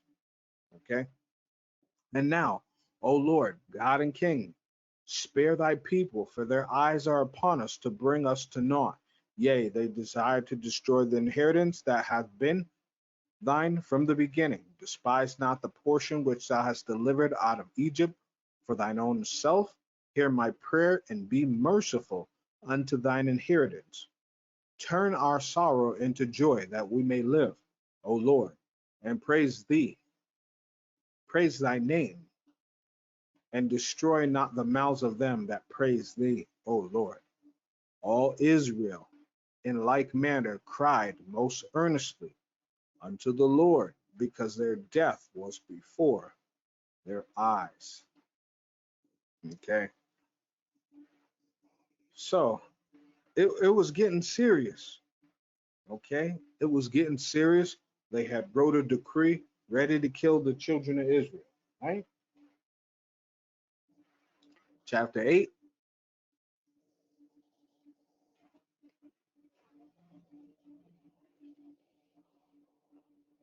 Chapter 8 reads, On that day did the king Ahasuerus give the house of Haman, the Jews' enemy, unto Esther the queen. And Mordecai came before the king, for Esther had told what he was unto her. And the king took off his ring, which he had taken from Haman, and gave it unto Mordecai. And Esther set Mordecai over the house of Haman. Amen. Oof.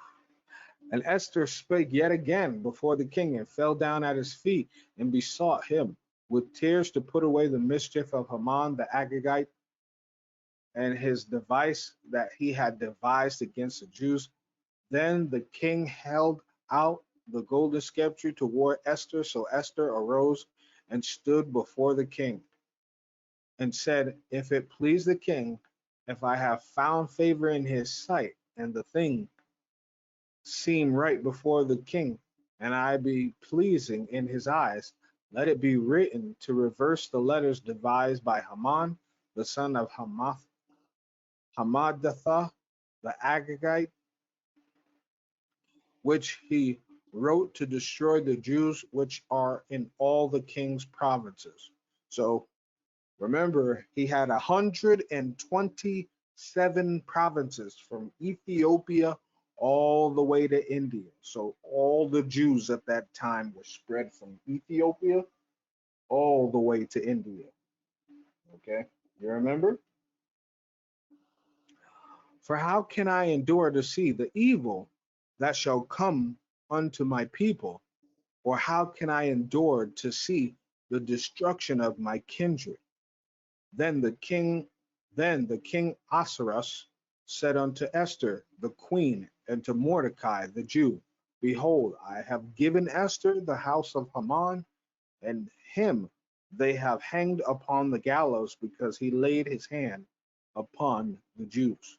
Write ye also for the Jews, as it liketh you, in the king's name, and seal it with the king's ring. For the writing which is written in the king's name and sealed with the king's ring may no man reverse. Then were the king's scribes called at that time, in the 3rd month, that is the month Sivan, on the 23rd day thereof, that's 23. And it was written according to all that Mordecai commanded unto the Jews, and to the lieutenants and the deputies and rulers of the provinces which are from India to Ethiopia, and 127 provinces, unto every province according to the writing thereof, and unto every people after their language, and to the Jews according to their writing and according to their language. So once again, a lot of people bypass this, that Xerxes spread out the children of Israel from Ethiopia all the way to India. You're not going to put a whole nation of people as slaves in one place. They would all gather together.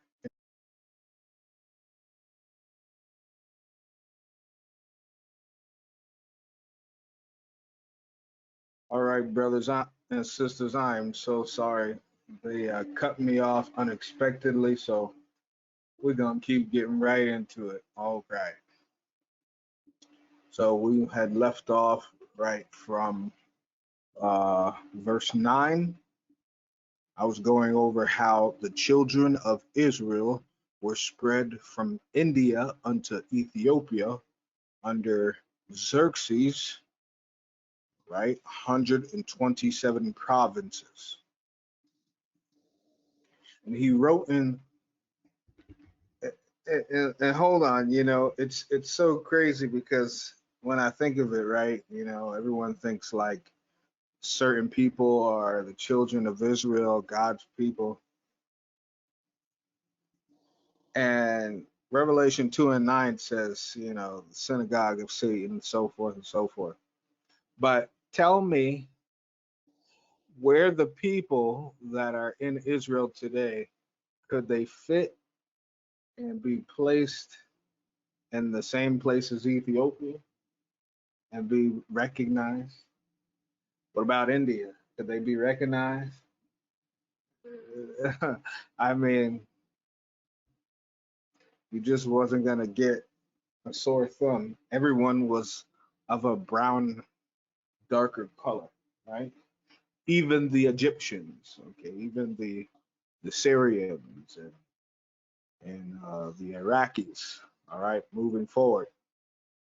And he wrote in the king Ahasuerus' name and sealed it with the king's ring, and sent letters by post on horseback and riders on mules and camels and young dromedaries, wherein the king granted the Jews which were in every city to gather themselves together and to stand for their life, to destroy, to slay, and to cause to perish all the people, all the power of the people and province that would assault them both, little ones and women, and to take spoil of them for a prey. Upon one day in all the provinces of the king Ahasuerus, namely upon the 13th day of the 12th month, which is the month Adar,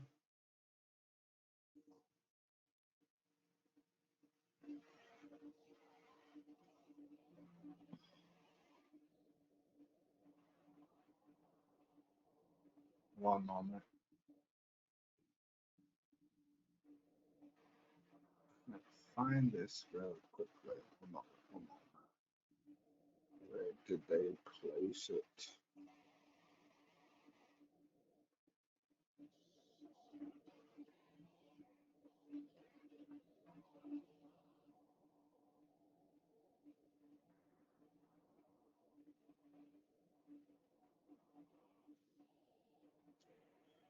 Oh, excuse me. Okay. All right. So I'm going to stop here. All right. If you want to read more, it's always good to read. Okay. But I am going to stop here for the sake of this lesson is not entirely about Esther, but we're just touching on a little history of Persia and Mordecai and the Medes. Okay. So going to chapter 9. Okay, chapter 9, Esther. This will be the last chapter of Esther. Now, in the 12th month, that is the month Adar, on the 13th day of the same, when the king's commandment and his decree drew near to be put in execution, in the day that the enemies of the Jews hoped to have power over them, though it was turned to the contrary that the Jews had rule over them that hated them, the Jews gathered themselves together in their cities throughout all the provinces of the king Ahasuerus to lay hand on such as sought their hurt, and no man could withstand them, for the fear of them fell upon all people.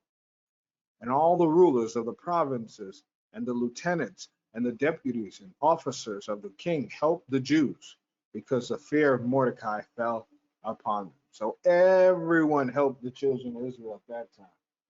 That's what I'm talking about. For Mordecai was great in the king's house, and his fame went out throughout all the provinces, for this man Mordecai waxed greater and greater. Thus the Jews smote all their enemies with the stroke of the sword, and slaughter and destruction, and did what they would unto those that hated them. And in Shushan, the palace, the Jews slew and destroyed 500 men.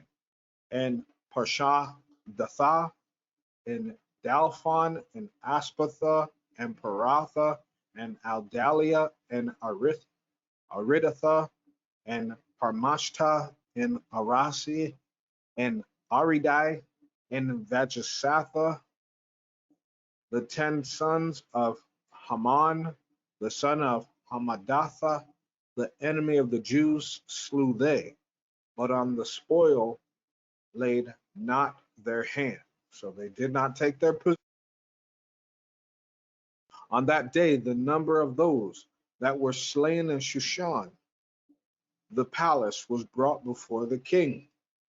The king said unto Esther, the queen, the Jews have slain and destroyed 500 men in Shushan the palace, and the 10 sons of Haman. What have they done in the rest of the king's provinces? Now what is thy petition? And it shall be granted thee. Or what is thy request further? And it shall be done. Then said Esther, if it please the king, let it be granted to the Jews which are in Shushan to do tomorrow, also according unto this day's decree, and let Haman's 10 sons be hanged upon the gallows. And the king commanded it so to be done. And the decree was given at Shushan. They hanged Haman's 10 sons. So Shushan, land of Susa, had a lot of good things going on. Okay, For the Jews that were in Shushan gathered themselves together on the 14th day also of the month of Adar, and slew 300 men at Shushan, but on the prey they laid not their hand. But the other Jews that were in the king's province gathered themselves together and stood for their lives, and had rest from their enemies, and slew of their foes 75,000, but laid not their hands on the prey. On the 13th day of the month Adar, on the 14th day of the same rested, they, and made it a day of feasting and gladness. But the Jews that were at Shushan assembled together on the 13th day thereof, and on the 14th thereof, and on the 15th day of the same they rested, and made it a day of feasting and gladness. Therefore the Jews of the villages that dwelt in the unwalled towns made the 14th day of the month of Adar a day of gladness and feasting, and a good day, and of sending portions one to another. So I understand a lot of people celebrate Purim. I don't fault people because, I just stick to Leviticus 23. I have no problem with it. But if you do celebrate it, make sure that it's taught properly. A lot of brothers and sisters have no idea of the place where it was being celebrated. It was celebrated in Iran. Okay, the whole feast was celebrated in Iran. Okay, in the land of Elam and Shushan Palace, and the land of Susa. Okay, and Mordecai wrote these things and sent letters unto all the Jews that were in all the provinces of the king Ahasuerus, both nigh and far, to establish this among them, that they should keep the 14th day of the month Adar, and the 15th day of the same yearly, as the days wherein the Jews rested from their enemies, and the month which was turned unto them from sorrow to joy, and from mourning into a good day, that they should make them days of feasting and joy, and sending portions one to another, and gifts to the poor. A lot of people also forget this is Purim, a day of feasting, joy, sending portions one to another, and giving gifts to the poor. Many people make the last portion obsolete. If you are not giving gifts to the poor, you are not participating in Purim. Okay,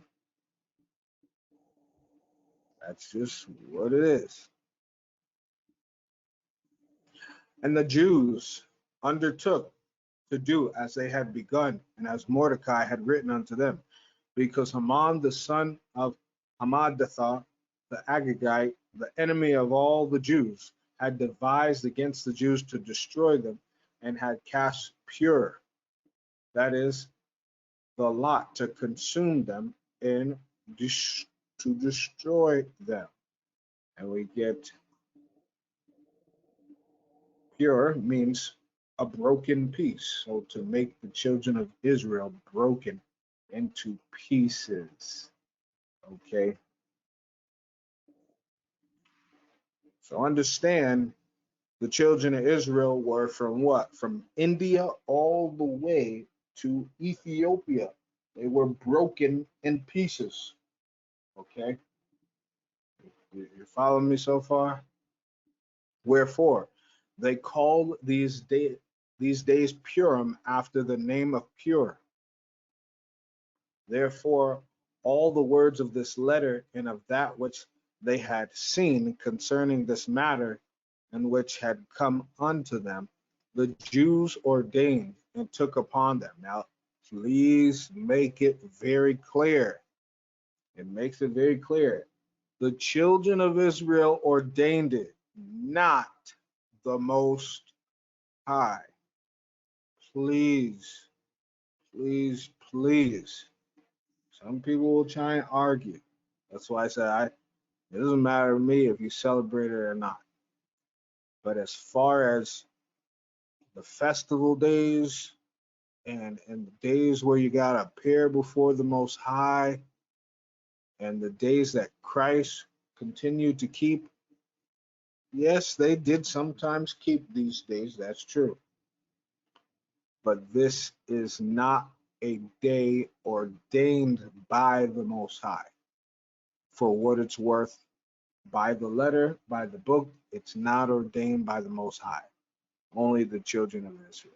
And they took upon them and upon their seed and upon all such as join themselves unto them, so as it should not fail, that they would keep these 2 days according to their writing, and according to their appointed time every year. It's again, there. It's not the Most High. And these days should be remembered and kept throughout every generation, every family, every province, every city, that these days of Purim should not fail from among the Jews, nor the memorial of them perish from their seed.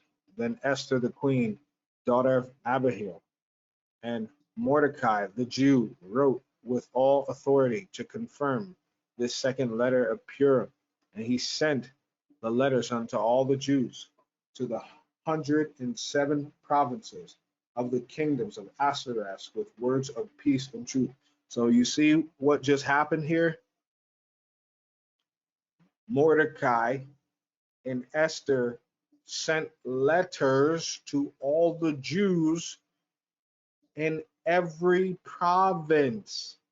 Once again, showing you that the children of Israel were spread out from Ethiopia to India. A lot of people do not like to read for detail and retention of understanding. From Ethiopia to India. To confirm these days of Purim and their times appointed according to Mordecai the Jew and Esther the queen had enjoined them, as they had decreed for themselves and for their seed, the matters of the fastings and their cries. And the decree of Esther confirmed these matters of Purim, and it was written in the book. Okay. So Purim, a holy day of the children of Israel, about the Most High delivering the enemy into the children of Israel's hands and giving the power through Xerxes or Ahasuerus to Esther and to Mordecai. That's what it's about. A lot of people use this holiday or this holy day as a time of giving gifts, which is like blasphemous, right? They use this as, oh, it's like Christmas, but in the Bible, it's not Christmas. It actually has nothing to do with Christmas. It has to do with death. It has to do with people being killed so you can live. It was nothing good. Okay, people died from this. All right, hard-headed, evil, wicked people died from this. And our people, the children of Israel, were still in captivity and spread out throughout the whole globe. So this was nothing to just be joyful about. The only part of the joy was that we didn't die and the Most High delivered the enemies into the children of Israel's hand. That was the only good part. Okay. First Maccabees.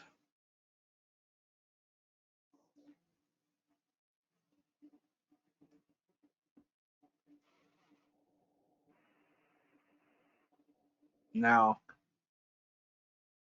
I'm gonna share this.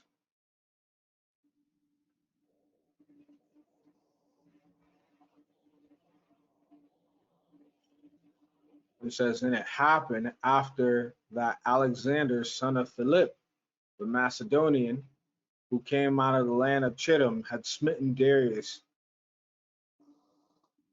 king of Persians and Medes, that he reigned in his stead the first over Greece, and made many wars and won many strongholds and slew the kings of the earth,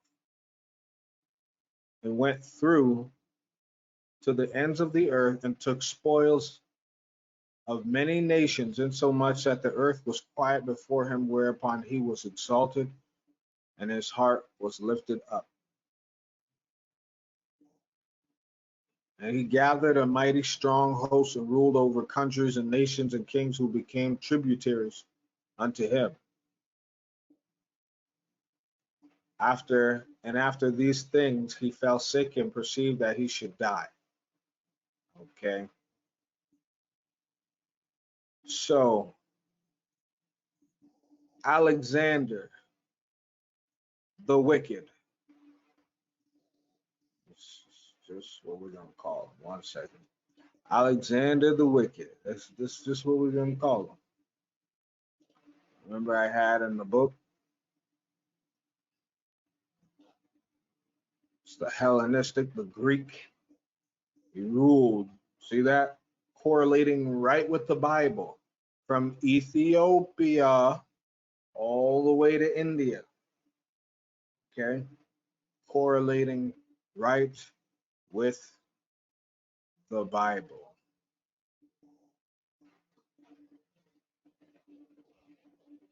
Ethiopia all the way to India. That's Pakistan up there as well.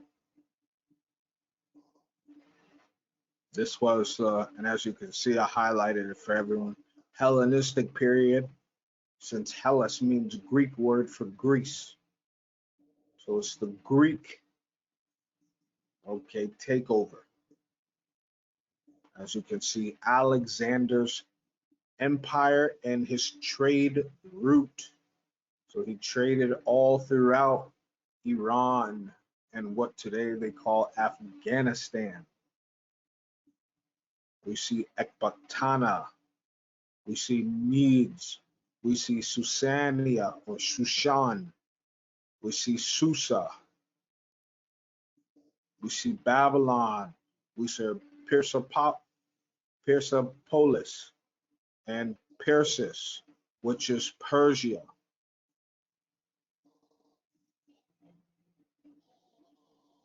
Now only see Eshaphon there.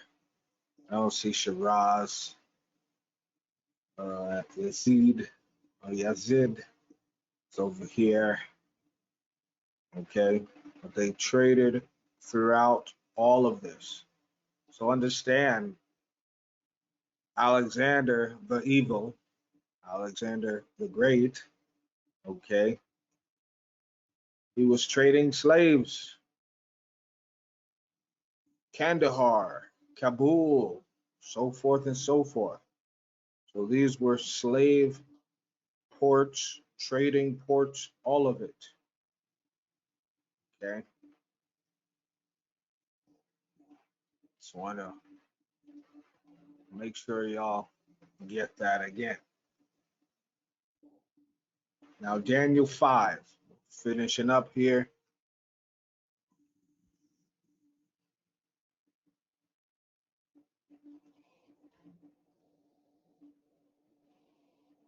Now, we spoke about earlier Belshazzar, didn't we not, in the first portion? We spoke about Belshazzar. So now I'm going to take you to the portion of Daniel.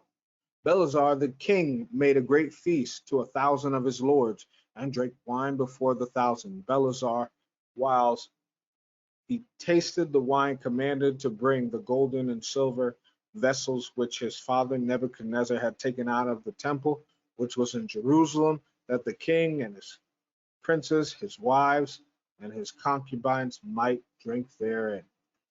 Then they brought the golden vessels that were taken out of the temple of the house of God, which was at Jerusalem, and the king and his princes, his wives, and his concubines drank in them. They drank wine and praised the gods of gold and of silver and of brass and of iron, of wood, and of stone. And the same hour came forth fingers of a man's hand and wrote over against the candlestick upon the plaister of the wall of the king's palace. And the king saw the part of the hand that wrote. Then the king's countenance was changed, and his thoughts troubled him, so that the joints of his loins were loosed, and his knees smote one against another. Weak knees. Knees is water.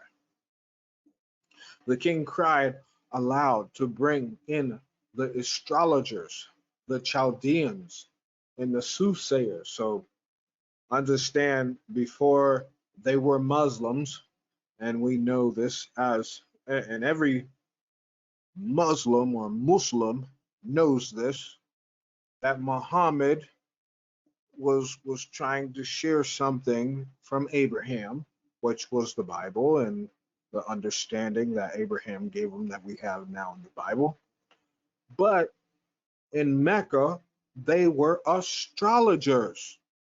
The people you would call, or the region that you would call predominantly Muslim, Saudi Arabia, Syria, even Ethiopia, Egypt, the Arab Springs area, um, Kuwait, Qatar, all of they were all astrologers. They worshiped 12 gods for every 12 months of the year, and they didn't know what they were doing. Even some records show that the old Muslims, they worshiped 364 gods. They had one god for each day of the year. That was these individuals. So astrologers. Let's get y'all that term. Obviously, everyone would know an astrologer, right? No, an astrologer is a conjurer. Okay, so please be understanding. You've got to go into the Bible to understand the truth. When you see an astrologer, you think of someone who just deals with stars, right? No, according to the concordance, it's to list, to practice enchantment. Okay, a conjurer. You know when they show you all them scary movies, The Conjuring, they are introducing everyone to their astrology. They're introducing everyone to enchantment. They are putting enchantments on you as you are channeling in what you watch. All right. It's a conjure.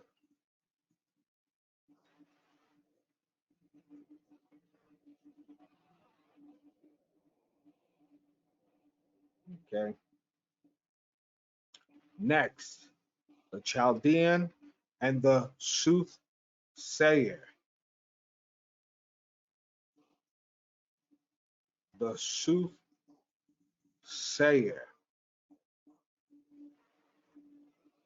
I want to get the regular for this one. Soothsayers. And yes, the term would mean like uh, someone who says the truth, but of what truth? That's the question. Kasim, a lot. Kasam.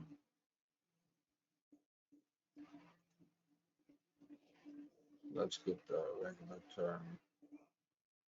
Foretelling future events, your mediums, discovering things. Hey, they even made everyone feel comfortable with those stupid shows, Dog Whispers and all that stuff. Like, what is this? It says observation as sacrifice cakes. Yes, some people don't understand. There's in the Chinese culture certain soups that you drink, and if it blows one way, uh, it means something. If it blows the other way, like there's some sick, twisted, you know, divinations out there, and different types of necromancy and all that stuff. You know, like the fortune cookie. Go ahead and look up, brothers and sisters. If you really search, it would rock your world. How much sorcery they have made as a normal, as a common thing. Yes, that fortune cookie is a form of sorcery. It is. Even that. And guess what? You know everyone will sit there and believe it, or hang it on a wall, or keep it in their pocket like, oh, this is good, this is something good gonna happen. Go on. And it says, and the king spake and said to the wise men of Babylon, whosoever shall read this writing and show me the interpretation thereof shall be clothed with scarlet and have a chain of gold about his neck, and shall be the third ruler in the kingdom. Then came in all the king's wise men. Okay, now let me explain to you again who is a wise man. It's a magician. Okay, it's a magician. Now here it says Magian, pertaining to those in Persia, a sect of the Persians. Okay, but these were also in the time of the three wise men. They were also with Christ. They were also, I wouldn't say they were with Christ, but they were looking for Christ. They were sorcerers. Okay, they were sorcerers.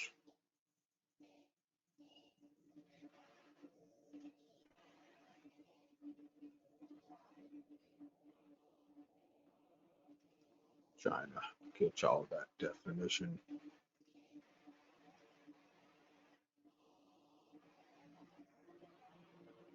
See, wise men referred to magicians and enchanters. Magi. If there's someone who is a wise woman, that means a witch.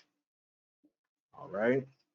A wise woman is a witch. A wise man is a magician.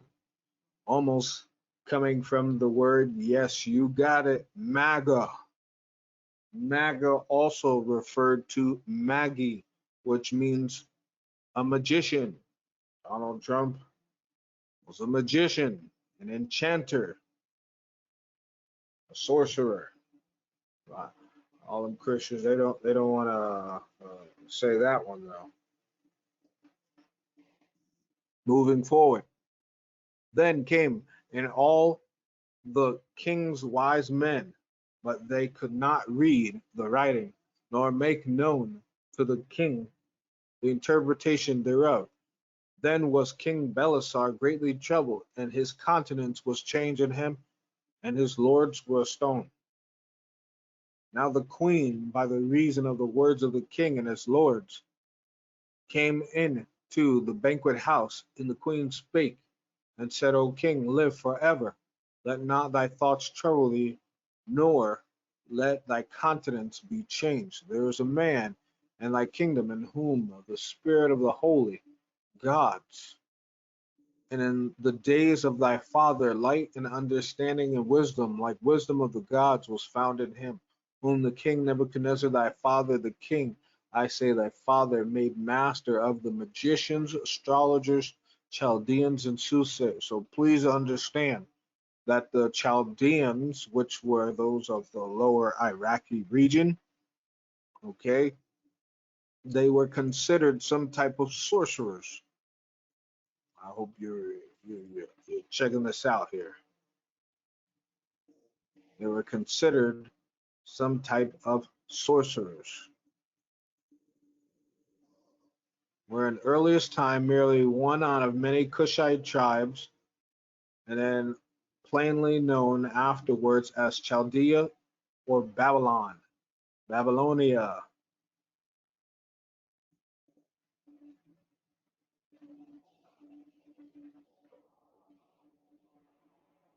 It says the Chaldeans were really the learned class. They were the priests, magicians, astronomers.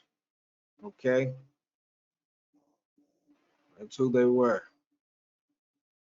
So this was not a term of, oh, I'm shouting out people who's from a place. No, these were some wicked people. Verse 12 reads, for as much as an excellent spirit in knowledge and understanding, interpreting of dreams and showing of hard sentences. Let's get that.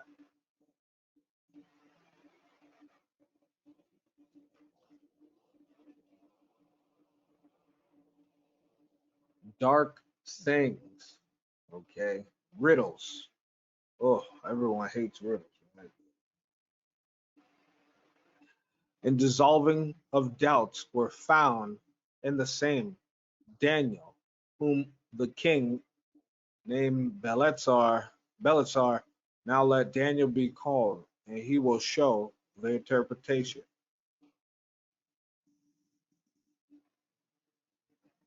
Then was Daniel brought in before the king, and the king spake and said unto Daniel, art thou that Daniel, which art of the children of the captivity of Judah, whom the king my father brought out of Jewry? Okay, so getting you the term. The king brought them out of Jewry, which means he brought them out of Judea, or the land of Judah. I even heard of thee that the spirit of the gods is in thee, and that light and understanding and excellent wisdom is found in thee. And now the wise men, the astrologers, have been brought in before me, that they should read this writing and make known unto me the interpretation thereof. But they could not show the interpretation of the thing.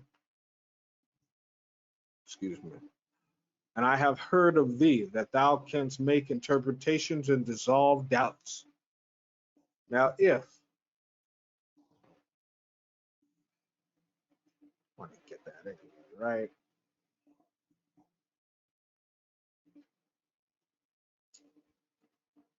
Now look what it said: dissolve doubts, to make free, to unravel, to. So Daniel was a man of solution. Okay. Now if thou canst read the writing and make known to me the interpretation thereof, thou shalt be clothed with scarlet and have a gold chain and have a chain of gold about thy neck, and shall be the third ruler in the kingdom. Then Daniel answered and said before the king, let thy gifts be to thyself, and give thy rewards to another. Yet I will read the writing unto the king and make known to him the interpretation. How many people will do that today? Very little. O thou king, the most high God gave Nebuchadnezzar thy father a kingdom, a majesty and glory and honor. And for the majesty that he gave him, all people, nations, and languages trembled and feared before him, whom he would slew, and whom he would kept alive, and whom he would have set up, and whom he put down. But when his heart was lifted up, and his mind hardened in pride, he was disposed from his kingly throne, and they took his glory from him.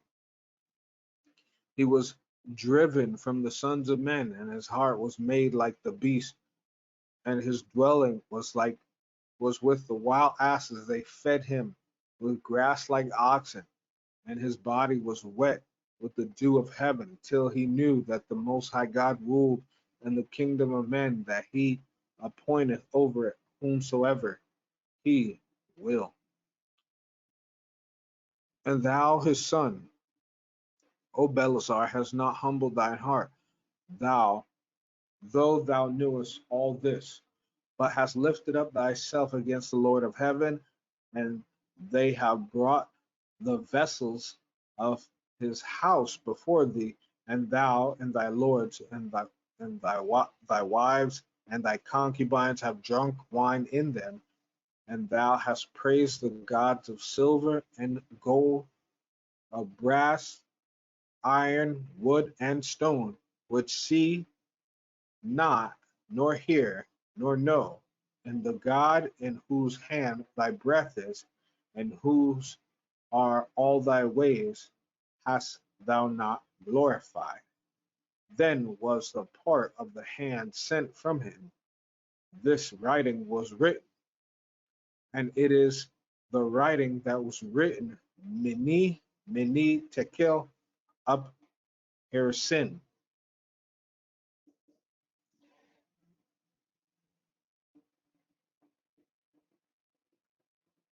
So Mene or Mene, numbered, to count or to appoint, to count, to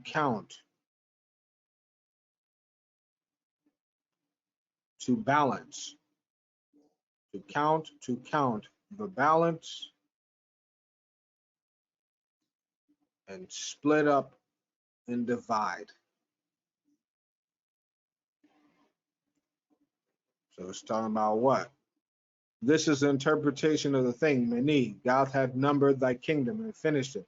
To kill, thou art weighed in balances and are found wanting.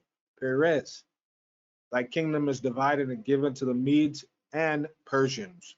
Then commanded Belshazzar, and they clothed Daniel with scarlet and put a chain of gold about his neck and made a proclamation concerning him that he should be the third ruler in the kingdom. And that night was Belshazzar, the king of the Chaldeans, slain, and Darius the Median took the kingdom, being about 62 years old. So we're seeing here that Darius was set up right after Belshazzar, and who was just made third ruler? Daniel. Perfect timing from the Most High. As if the Most High, he orchestrated it perfectly. Okay. And Daniel chapter 6 says, it pleased Darius to set over the kingdom 120 princes who should be over the whole kingdom. And over these three presidents, of whom Daniel was first, that the princes might give accounts unto them, and the king should have no damage. Then this Daniel was preferred above the presidents and princes, because an excellent spirit was in him, and the king thought to set him over the whole realm. So I have to get this excellent, preeminent, okay? Can you see? Excellent, redundant.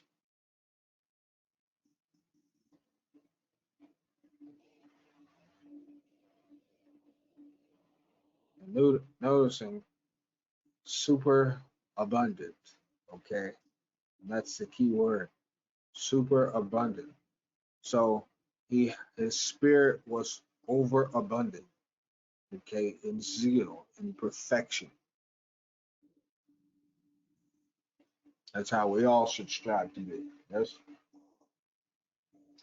And the king thought to set him over the whole realm. Then the presidents and princes sought to find occasion against Daniel concerning the kingdom, but they could find none occasion nor fault, for as much as he was faithful, neither was there any error or fault found in him.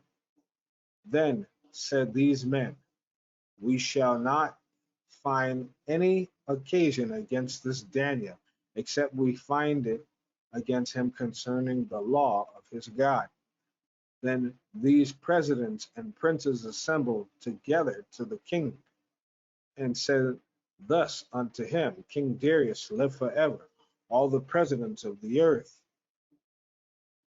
all the presidents of the kingdom, the governors and the princes, the counselors and the captains, have consulted together to establish a royal statute and to make a firm decree that whosoever shall ask a petition of any god or man for 30 days, save of thee, meaning except of thee, O king, shall be cast into the den of lions.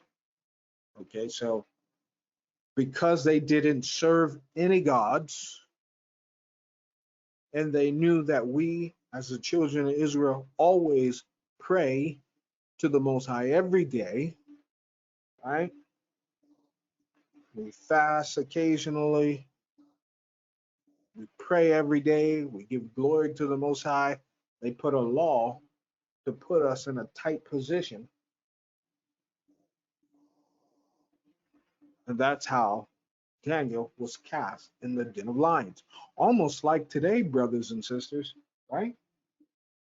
We're all getting ready to be put into a position of the digital currency, right? And we know where the digital currency is going. It's going to be law. It's going to be law that we lose things. It's going to be law that we have nothing.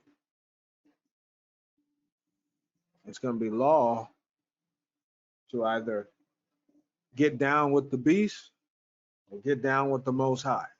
And I pray you choose the Most High. Now, O king, establish the decree and sign the writing, that it be not changed according to the law of the Medes and Persians, which altereth not. So, as we can see clearly here, the Iranians, the Persians, and the Medes, they weren't really religious back then, were they? They were not. They had tons of wives and concubines and fornicators, and right? They just was doing whatever they wanted to. So how do we get to the point where they took Islam? Right? That's the question for another time. Or should I say another part of the lesson. Wherefore, the King Darius signed the writing and the decree. Now when Daniel knew that the writing was signed, he went into his house, and his windows being open in his chamber toward Jerusalem, he kneeled upon his knees 3 times a day and prayed and gave thanks before his God as he did aforetime. So once again, Daniel prayed 3 times a day. This is usually how it should be done. Many people just do it like a normal twice a day, morning and evening. But what if I was to tell you that devout praying that Muslims do, it actually came from the Bible? Hey, never mind, right? Because they wasn't worshiping anyone, but every rock and stone and star that they saw in the sky. Then these men assembled and found Daniel praying and making supplication before his God. Then they came near and spake before the king concerning the king's decree. Hast thou not signed a decree that every man that shall ask a petition of any god or man within 30 days, save of thee, O king, shall be cast into the den of lions? The king answered and said, the thing is true according to the law of the Medes and Persians, which altereth not. Then answered they and said before the king that Daniel, which is of the children of the captivity of Judah, regardeth not thee, O king, nor the decree that thou hast signed, but maketh his petition 3 times a day. Then the king, when he heard these words, was sore displeased with himself, and set his heart on Daniel to deliver him. And he labored till the going down of the sun to deliver him. So the king was upset that he was persuaded to go against someone who was a good person, right? So he was someone like blackmailed someone, right? Then these men assembled unto the king and said unto the king, know, O king, that the law of the Medes and Persians is that no decree nor statute which the king established may be changed. So they made a rock and a hard place here. But they notice this, right? You see what's happening today and nothing is budging, right? It's the same thing that happened back then, right? they're making laws to make sure that people can't serve the true God. You understand what I'm saying? So it's it's very important to understand the importance of just how these things are correlating to today. It is.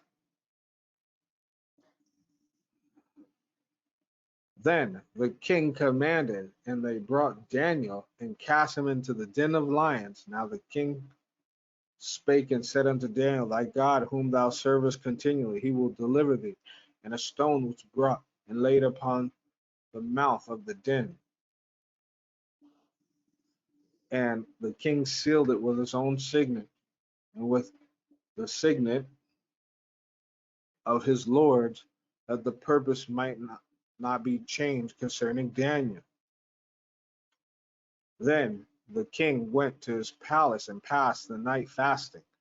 Neither were instruments of music brought before him, and his sleep went from him. Then the king arose very early in the morning and went in haste unto the den of lions.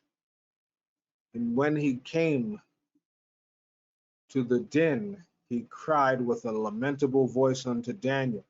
And the king spake and said to Daniel, O Daniel, servant of the living God, is thy God, whom thou servest continually, able to deliver thee from the lions? Then said Daniel unto the king, O king, live forever. My God has sent his angel, and has shut the lions' mouths, that they have not hurt me. For as much as before him innocency was found in me, and also before thee, O king, have I done no hurt.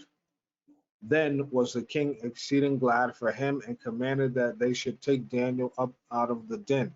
So Daniel was taken up out of the den, and no manner of hurt was found upon him, because he believed in his God. Amen. And the king commanded that they brought those men which had accused Daniel, and they cast them into the den of lions, them, their children, and their wives, and the lions had the mastery of them, and brake all their bones in pieces, and ever they came at the bottom of the den. So he was like, Most High said, you want to hurt my prophet? I'm just gonna have your whole family wiped out. The king Darius wrote unto all people, nations, and languages that dwell in all the earth, peace be multiplied unto you. Where do you think Islam gets that term, peace be upon you? It's from the Bible. Oh my goodness, it says it so many times in the Bible, by the way. And where's the famous, there's only one God? That is in the Bible. And since every Muslim can sit there and admit that the Bible came first, but then they say, oh, the Quran is better. Okay, you say the Bible came first. Well, show me it in the Bible where it says there would be another prophet after Christ, right? To write another book, right? But anyway, they're gonna hate me for this lesson, but it's okay. We're gonna break some bones over here. These words in the scripture.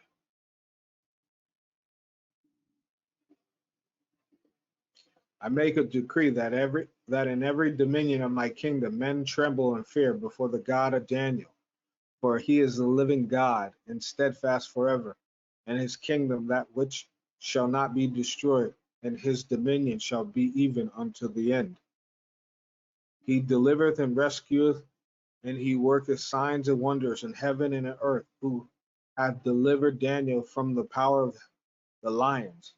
So this Daniel prospered in the reign of Darius and in the reign of Cyrus the Persian. So, you know what bothers me the most? I can go to the Bible and point out where the Persians had switched from one thing and then made a decree that they were supposed to what? That in every dominion of my kingdom men tremble and fear the God of Daniel. That means they left their gods to serve the real God. We are waiting, Iran, right? We are waiting for you to serve the Most High. Drop that Islam. It ain't doing nothing for anybody. Let it go. Okay? And serve the Most High. It's as simple as that.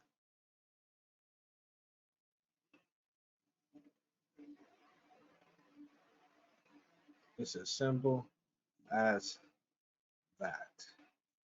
And this one was just, I just added this just to show about the province of Elam. Okay, but I won't read this one. All right. So, brothers and sisters, oh man, I am very proud to say that we have passed the historical portion. Next, oh man, Most High, I pray they do not take me off of YouTube for this one, because we gonna get into Mossad. We gonna get into the Shah, the mullahs. We gonna get into the CIA. We gonna get into all of it in regards to the Persians and how Babylon, oh Babylon, Babylon, oh Babylon, is playing around with the Persians, the Medes, stirring them up for war. So, next portion, brothers and sisters, we're going to touch a lot. Mystery Babylon, the people of the book, in Iran. And I mean, what greater way to show you that all of this that we see today, one moment, all of this that we see today in Iran happening right now, all came from one simple show, Fair Use. And this was just 2 years ago. Fair Use. You have 47 minutes. Stay in communication with me. Do what you have to do. And we'll be on our way to after. اتفاق افتاده. یه مأمور موساد وارد ایران شده. اسرائیل میخواد یه کار بزرگ. The coast is clear. Take care of the package. Okay, copy that. همین امروز میخوام گیرش بندازم. اینو پیدا کن. The cops are here.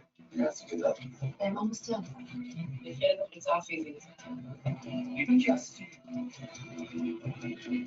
Now, this show was about the Mossad and European agents. And I think there was a few American, but mostly Mossad and European agents going to infiltrate Iran to cause a blackout so that they could strike Iran's military and nuclear systems. And then, wait, I'll share the next one with you in a second. Mission is back. Down theater. أنا خليجي. لازم السكر الشاي. جينا هذا اليوم ساعتي الشام. بدون قايم حتى نسري. I'm okay, John. I'll do whatever it takes. I need your help. The police are looking for me. They're questioning everyone here. هذا شيء خام. ليش خام If you lie to me, you're not going to make it up alive. If I were you, I'd get my revenge in our town. You have to admit that. You're not telling me. Sticking with it now. I was only confused. We're not gonna get another chance. أنا مفكرش بينا مبصر داش. قلت حميد وجابني.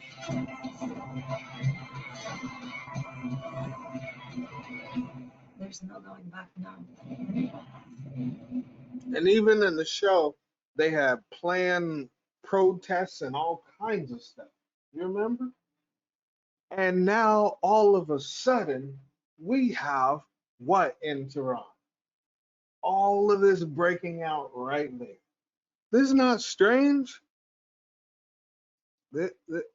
Come on now. It's not strange. Fair use. Fair use. It's not strange.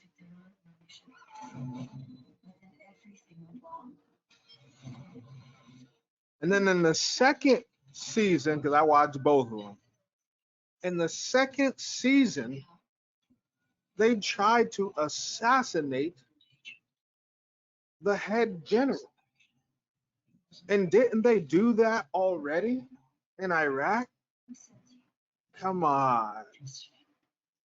Come on.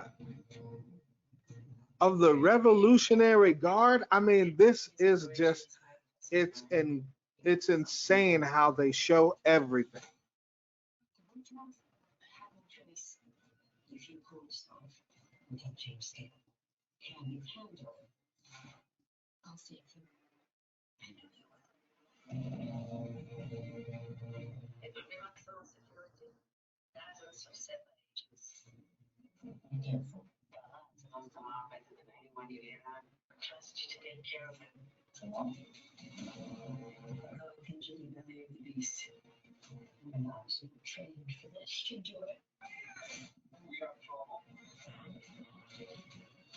There's no change of plans. I'm getting us out. There's not getting out. If we screw this up, I might not be able to protect you. This plan would fail and expose our entire network. Everything depends on it. Do you realize what you've done? I'm saving lives. We're putting us all at risk. This operation is not to be compromised. We might not get on there alive. I have to make it right. And then wonder why now all of a sudden this is happening. Just the other day.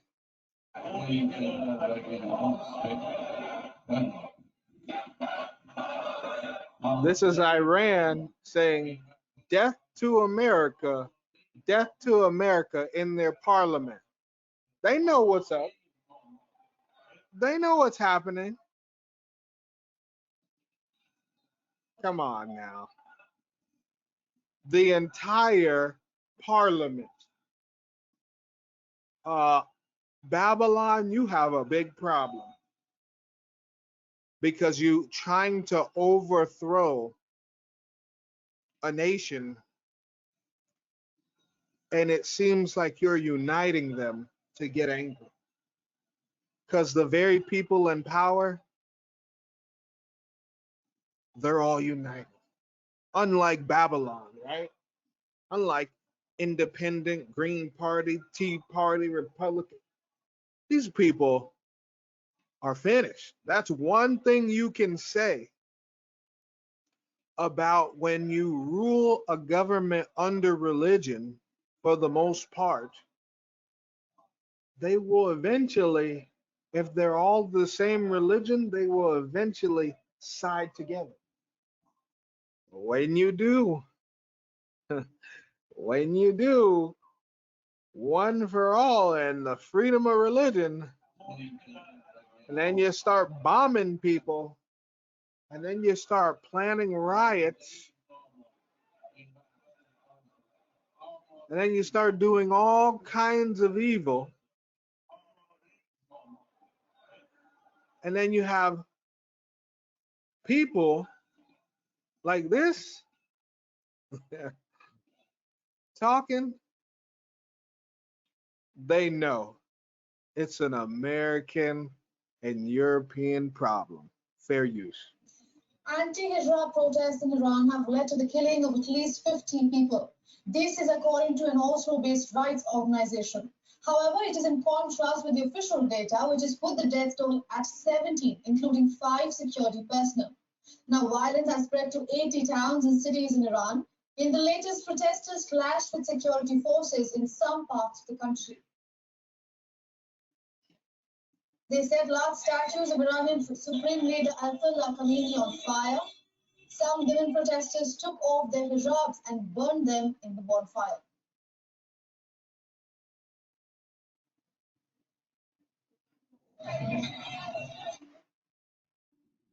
For the Islamic Republic, hijab is a tool to Now, I told you, next lesson, we're going to break down all the infiltrators, all the shahs, all the mullahs. We're going to really dig into Iran, Israel, and Babylon, because here you have an Iranian, and then they're the known activist, the head activist for Iranians worldwide, supposedly.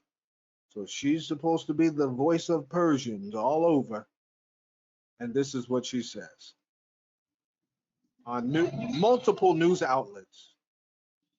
For the Islamic Republic, hijab is a tool to control women and through women to control the whole society. So for them, compulsory hijab is like the Berlin Wall. If we tear this wall down, the Islamic Republic won't exist because it's the main pillar of the Islamic Republic. Women have been pushing back compulsory hijab laws and all the anti-women laws in Iran. But this is the time that the movement gaining momentum. This is a women revolution. Clearly, women are in front line, removing their hijab, burning the headscarf, some of them showing their anger, but cutting their hair is showing their the way of grieving, the way of protesting. Some men and women, shoulder to shoulder, they burn police cars. Why? Because for years and years, these police cars. Are you condoning violence? That's what it sounds like, right? Did she just condone violence? Like, some people burn police cars, some people burn hijab. Is she condoning all of this? Right? You know what? She's just mad. I think she's mad. She needs to put on a hijab or a head covering because she looks like hot mess. Can't seem to fix her hair right. She needs to fix that. Okay. And I'm just trying to be funny, but this is crazy to me. How is a head covering a tool of oppression? I don't get it. Being the tool of The head covering's not making you take drugs. The head covering's not making you do OnlyFans. The head covering's not making you strip. The head covering's not making you get on the side of a corner. How is it a tool of oppression? Most High, your creation has gone mad. They are crazy. Pressing women. Now, on the other hand, thousands of people rally in Iran's capital city of Tehran in support of the government. They waved Iranian flags and chanted pro-government slogans. They also demonstrated against the US and Israel.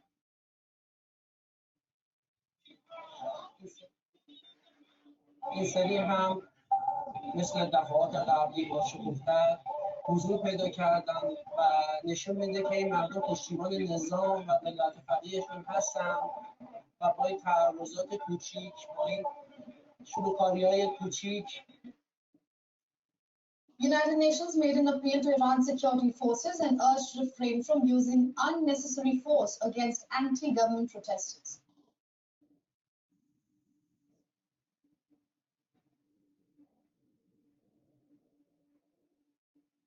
We call on security forces to refrain from using unnecessary and disproportionate force and appeal to all to exercise restraint to avoid further escalation. And I would add, we call on the authorities to respect the rights and freedom of expression, peaceful assembly and association. Now, while the protests continue, the Iranian government has imposed tough restrictions on the use of the internet. Meanwhile, the US Secretary of State Antony Blinken says that these restrictions show that the Iranian government was quote-unquote afraid of its own people. The United States has announced it will help improve internet access to Iran. They are easing export restrictions. This means that US will allow technology companies to expand the range of internet services in Iran. Wait.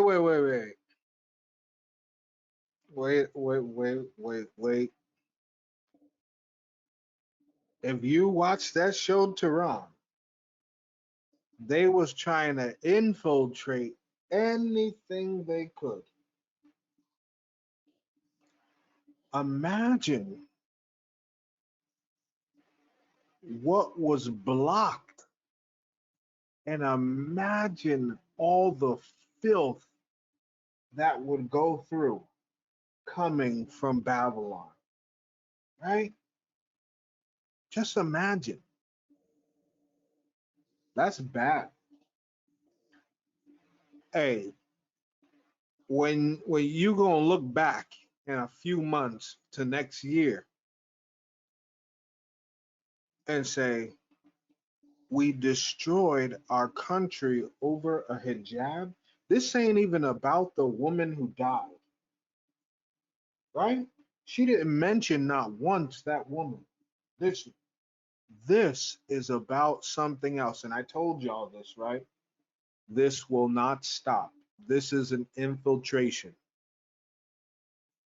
Also, in a surprising move, Elon Musk is going to activate his satellite internet firm Starlink to provide services to Iran. However, US officials say the current license does not cover this service. So now, I'm gonna go into Starlink as well. I told y'all we was gonna get into it because parts of Afghanistan and parts of Nepal and Pakistan, parts of Africa don't got internet, and you want to activate your internet company for this? You paying a little too close attention. This has nothing to do with the woman who died. Let's make that clear. One more time. This has nothing to do with that woman. for this decision to be implemented, Musk will have to seek a new permission from the Treasury.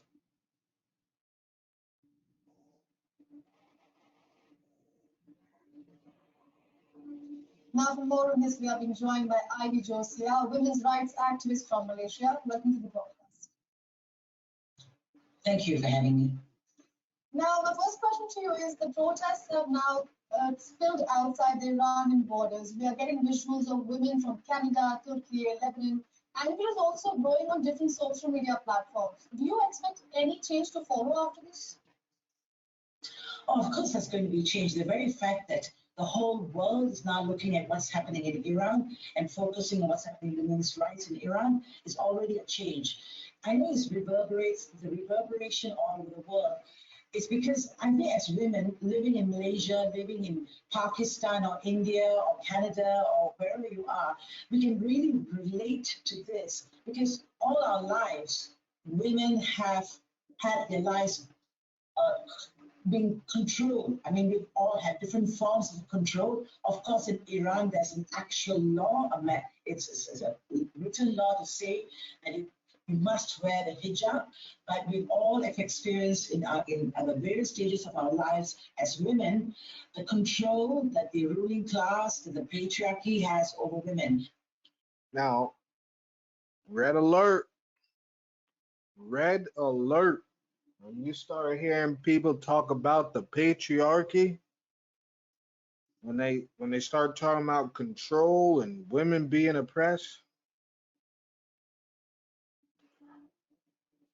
understand they're taking shots at the Most High.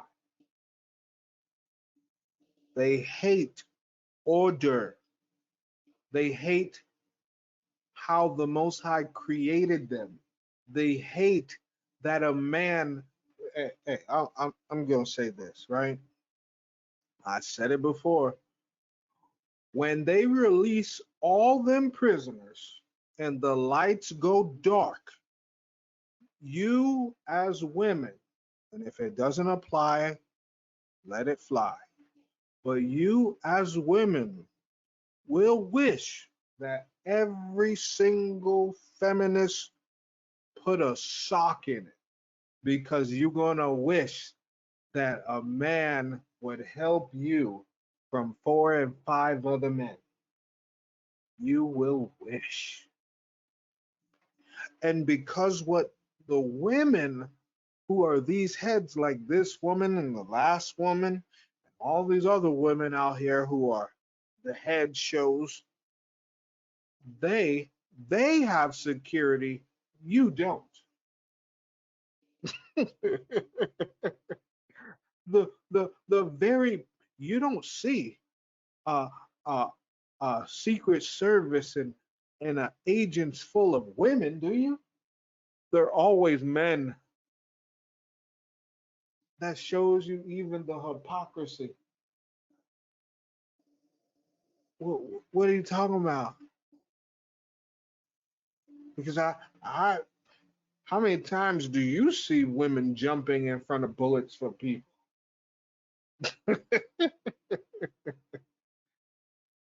But you want the protection, but you don't want the order. You see that? And this is where, hey, mark my words, brothers and sisters, we will see an Iran like we've never seen. We will see a Middle East like we've never seen. We never thought we would see a Middle East like Babylon, like Europe. But we are right there. And this,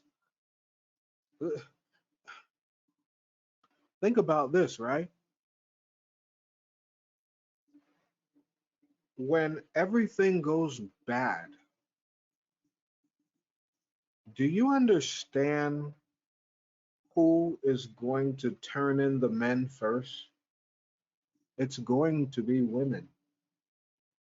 It's not going to be sodomites.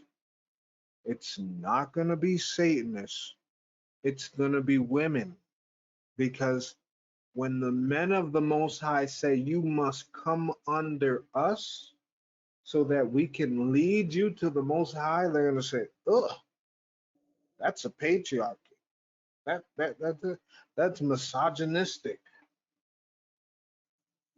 Ugh, I can't take your male toxicity or whatever they call it. Toxicity. They are creating, wait. They are creating worldwide Jezebels. Prove me wrong. And Jezebel, she wasn't listening to her husband whatsoever. Her husband was a coward. Just how like women like their men today. Shut up and listen, right? Oh, just take me for how I am. Happy wife, happy life, right? And then that's exactly what Ahab did. Happy wife. Well, you know, she wants to kill them all. Just let them. She want to kill all the prophets if that what makes you happy.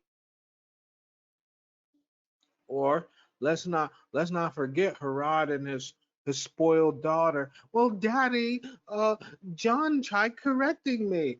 I want his head, right? Right? You remember that? Took his head off. Daddy, but he corrected me. He told me something I didn't like. Just go kill him. They are turning women against men. And not only and it's not just men they're turning women against. They're turning women against modesty.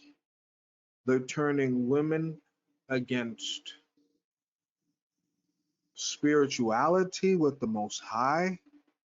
They're turning women against the natural order of motherhood. They're turning women against the natural order of being loving and soft and a gentle wife with all that whole I gotta be independent crap, and watch all that independent crap fly out the window when you hearing your neighbor scream for their life and you're like, oh crap, I have no man to protect me.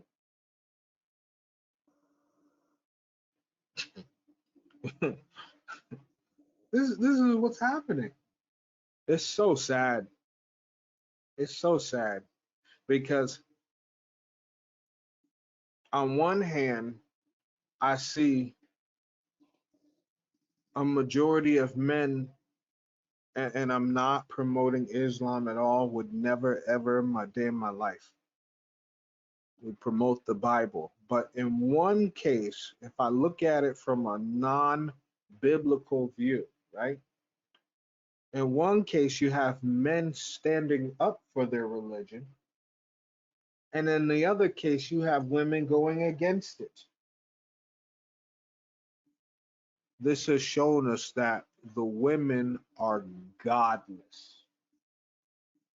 They don't care about killing children. They don't even care if it's 28 weeks. They passed that bill in California.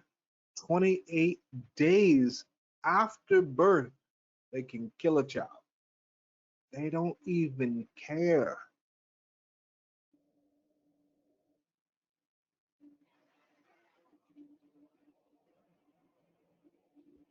What has happened? Man, Satan got the women bad. Whether it is, don't wear lipstick, don't show off your knees, cover your breasts, wear white if you're a widow. So look at that. So, excuse language, but she said, cover my breasts.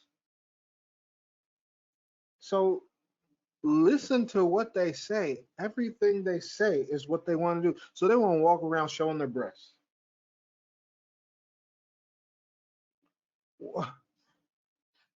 You can go in the woods and do that if that's what you want to do.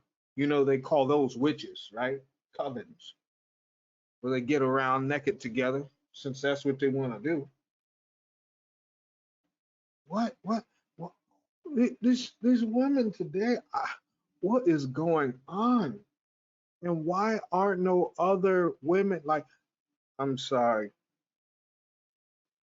At one point, you see a lot of women saying, well, this is a man's fault, or the men need to step up and be leaders.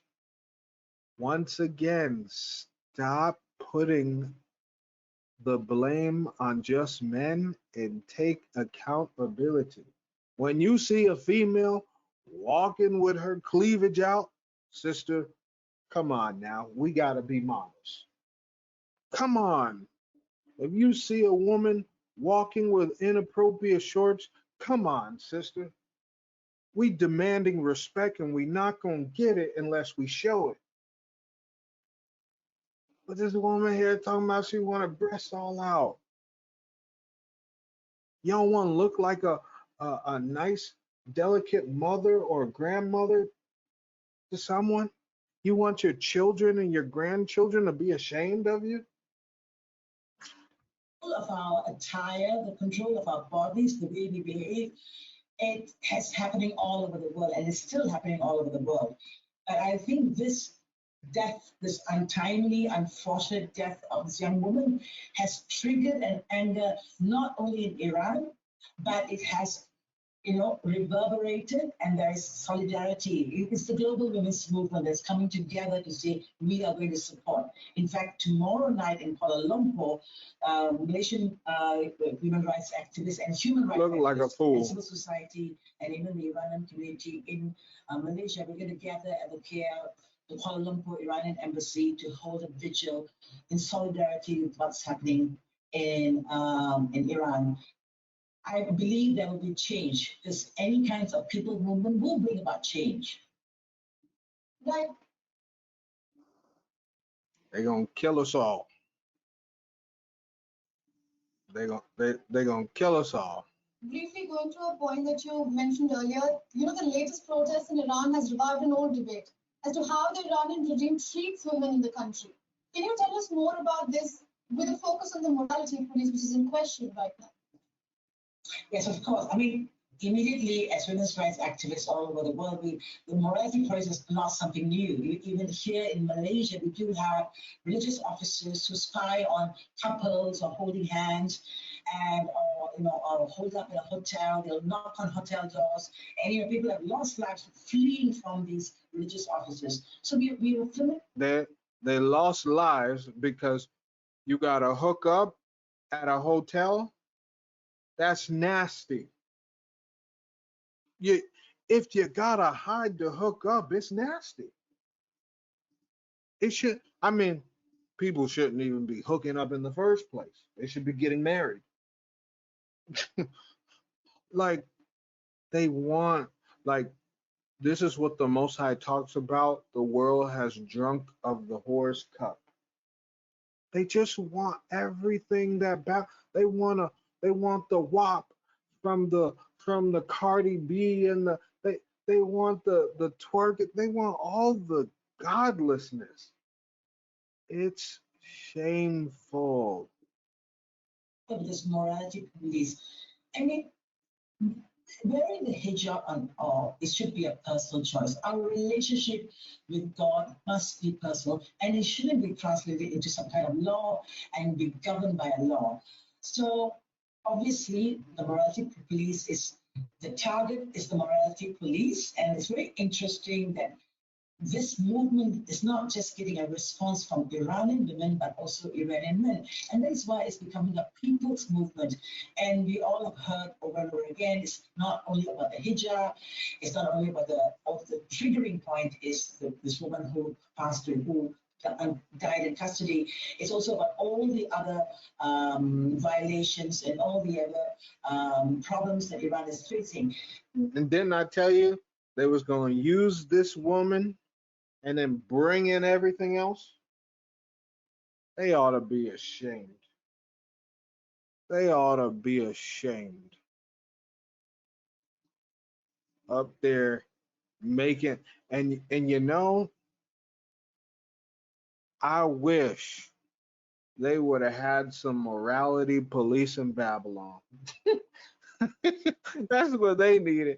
Because I don't want to go to a store in Babylon. I ain't in Babylon, but I'm just saying, who want to go to a store and see a woman's cleavage hanging? Like, and then have the nerve to say to men, stop looking at me. You not dressed. Yes, it's wrong on the man's part, but you are not dressed. And you notice they attack anything that is about morals, morality, police. What I was going to point out was there was a video that came out recently where a guy harassed a woman, in fact, slapped her. And immediately, Iranian men came to the rescue or attacked the man. I really wish they didn't use violence.